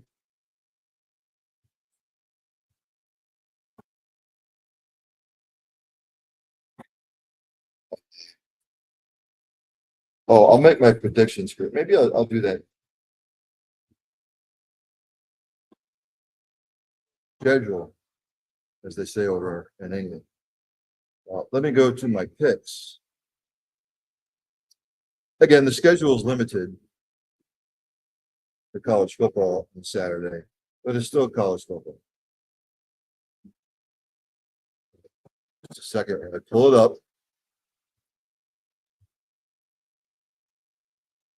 At 12 o'clock on ESPN, Iowa State's playing Kansas State in Dublin. Again, stop that stuff. Stop having teams play overseas. It's stupid. Iowa State, Kansas State's favored by 3. The over-under now up to 51.5. It was 49.5 at one point. People laying the number. A lot of money coming on the 51.5. I will take Kansas State minus the 3. Take the over 51.5. Idaho State plays UNLV at 4 p.m. It doesn't look like the game's televised anywhere. UNLV is favored by 26.5. The over 66.5. Somebody knows something. I will take UNLV and lay the points. I will also take the over 66.5. Fresno State's playing Kansas. 6:30 p.m. on Fox. Kansas is favored by 13. The total's 50.5. kind of an iffy game for me on the line. I think 13 might be a little bit too high for Kansas. Give me Fresno State plus the points, and I'm taking the over. A good game on CBS Sports Network at 7:00 on Saturday. Sam Houston taking on Western Kentucky. Sam Houston, I think, takes a step back this year. Western Kentucky's favored by 10.5. The over 60.5. I would be inclined to take Western Kentucky minus the 10.5. And I would go with the over 60 of that. At 7:30 out there in Hawaii, Stanford taking on Hawaii. 7:30 p.m. on CBS and Paramount Plus. Hawaii is only favored by 2.5. Totals 50.5. I am going to stay away from the 2.5, but I would take over on the total 50. So there you have it. Again, I have tried to reach out to Mr. Jason Staples. Haven't heard anything back yet. I've gone over who I think will win the conferences.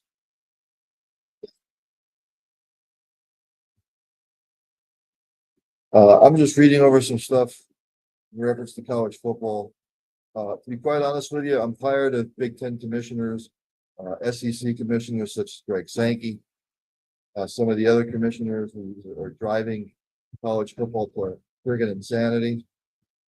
I can't stand it. Just shut up already. I can't. I can't. Shut up. This whole cockamamie idea about the Big Ten coming up with a model where the Big Ten and the SEC should get 7 teams automatic bids, and we should have 26 to 28 teams. Stuff it. Stuff it. Tired of hearing about it. Tired of talking about it. I'm tired of NIL. I'm tired of freaking the transfer portal. I'm tired of it. Look, the SEC and the Big Ten want to break away, then just break away already. Just do it. Get out of everybody's face. And I'm an SEC guy, as you can see. It's nauseating. It makes me want to puke. Stop already. It's overkill. It's overload. You can't put the lid back on Pandora's box. Can't do it. And it's just going to get worse from here. I've already said my piece about the college football playoff. What I think it should be, have 16 teams. It's perfect. Have 16 teams. No automatic bids. No automatic bids. None. You win your regular season conference championship, good for you. They want to keep the conference championship games, you win that, good for you. You play the season. No automatic bids, no buys. I don't even like buys. First week, 116, 2 against 15, 3 against 14. Boom, boom, boom, boom, boom. Automatic bids. None. You play the season. Get rid of the coaches poll, get rid of the AP poll. Play the first 8 games, and then let the college football playoff committee come out with their rankings. And the college football playoff committee, get most of them out of there. Get ADs out of there, get commissioners out of there, get whoever out of there. It should be people, former coaches, former people who have played college football at the highest level. That's what the college football playoff committee should be. People who eat, breathe, live college football. They watch it 24/7 during the season, and then in the off season, they don't stop. That's the way it should be. Well, we're still going to have the automatic bids, bye weeks and stuff like that. Get rid of it. It doesn't make any sense anymore. The AP poll had its place. Doesn't have its place anymore. The coaches poll doesn't have its place anymore. It's a different era. Different era. If publications like Phil Steele, Street and Smith, if they want to come out with their top 25s and their in-depth knowledge and analytics, that's fine. There should be no AP poll or coaches poll preseason. Get rid of them. Every team that starts the season is unranked. There should be no ranking. None. None. None. Let the season play out at the halfway point of the season. Then the college football playoff committee come out with their rank. And that's the way it should be. The Big Ten and the SEC saying, well, we should have a 2018 playoff. Each conference should get 7 automatic bids. Shove it. Shove it. Period. Shove it. Tired of it. Tired of it. Mr. Jason Staples. Hey, he's probably busy. So what we're going to do is this. I'm going to end it here, but drum roll.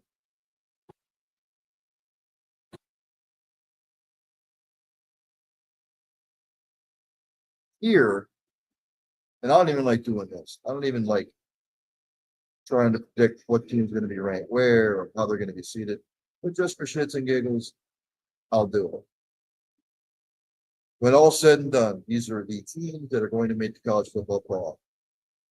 Clemson, Penn State, Ohio State, Georgia, Kansas State, UNLV, Notre Dame, Texas, LSU, Oregon, Illinois, and Miami. Your number 1 overall seed and a bye will be Texas. Your number 2 overall seed and a bye will be Penn State. Your number 3 overall seed will be Clemson. With the 3rd seed, Kansas State. The winner of the Big 12 will be the 4th seed. Will be a 5 seed. Ohio State will be a 6 seed. Notre Dame will be a 7 seed. Oregon will be an 8 seed. LSU will be the 9 seed. Illinois will be a 10 seed. Miami will be 11 seed. UNLV will round out your college football playoff. Let's see. So the first round of games will pit Georgia against UNLV, Ohio State against Miami, Notre Dame against Illinois, Oregon against LSU. Georgia will move on. Ohio State will move on. Illinois will move on. LSU will move on. So the second round of games will pit LSU against Texas, Penn State against Notre Dame, Clemson against Ohio State, Kansas State against Georgia. Your final 4 will pit Texas against Ohio State and Penn State against Georgia. And Texas will play Penn State for the national championship. And Texas, yes, Texas, will be your national champion. This, ladies and gentlemen,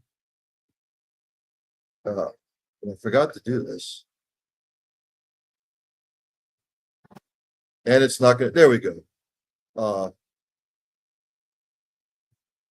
The very first University of Texas Longhorns, you get the finger. That's right.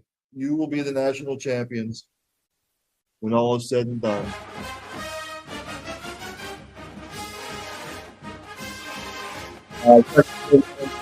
National title, ladies and gentlemen. That's right. The very first segment of the 2025 season, known as You Get the Finger. Texas Longhorns, you get the finger. And you will be your 2025-2026 national champion. Let it play out.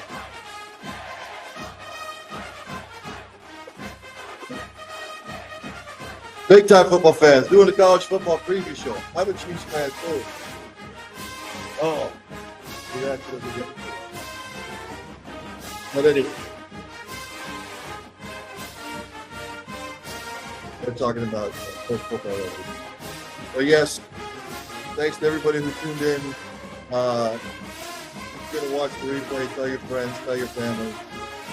But that will do it for the second annual college football preview special. Thanks everybody for tuning in. again, Texas, you will be crowned national champions for the first time since the 2005-2006 season. 20 years. See what I did there? 20 years. It's 2 decades since we won a national title in football. We will win this year. Ladies and gentlemen, thanks for everybody that tunes in. Greatly appreciate it. I'm out. I'll see everybody next week.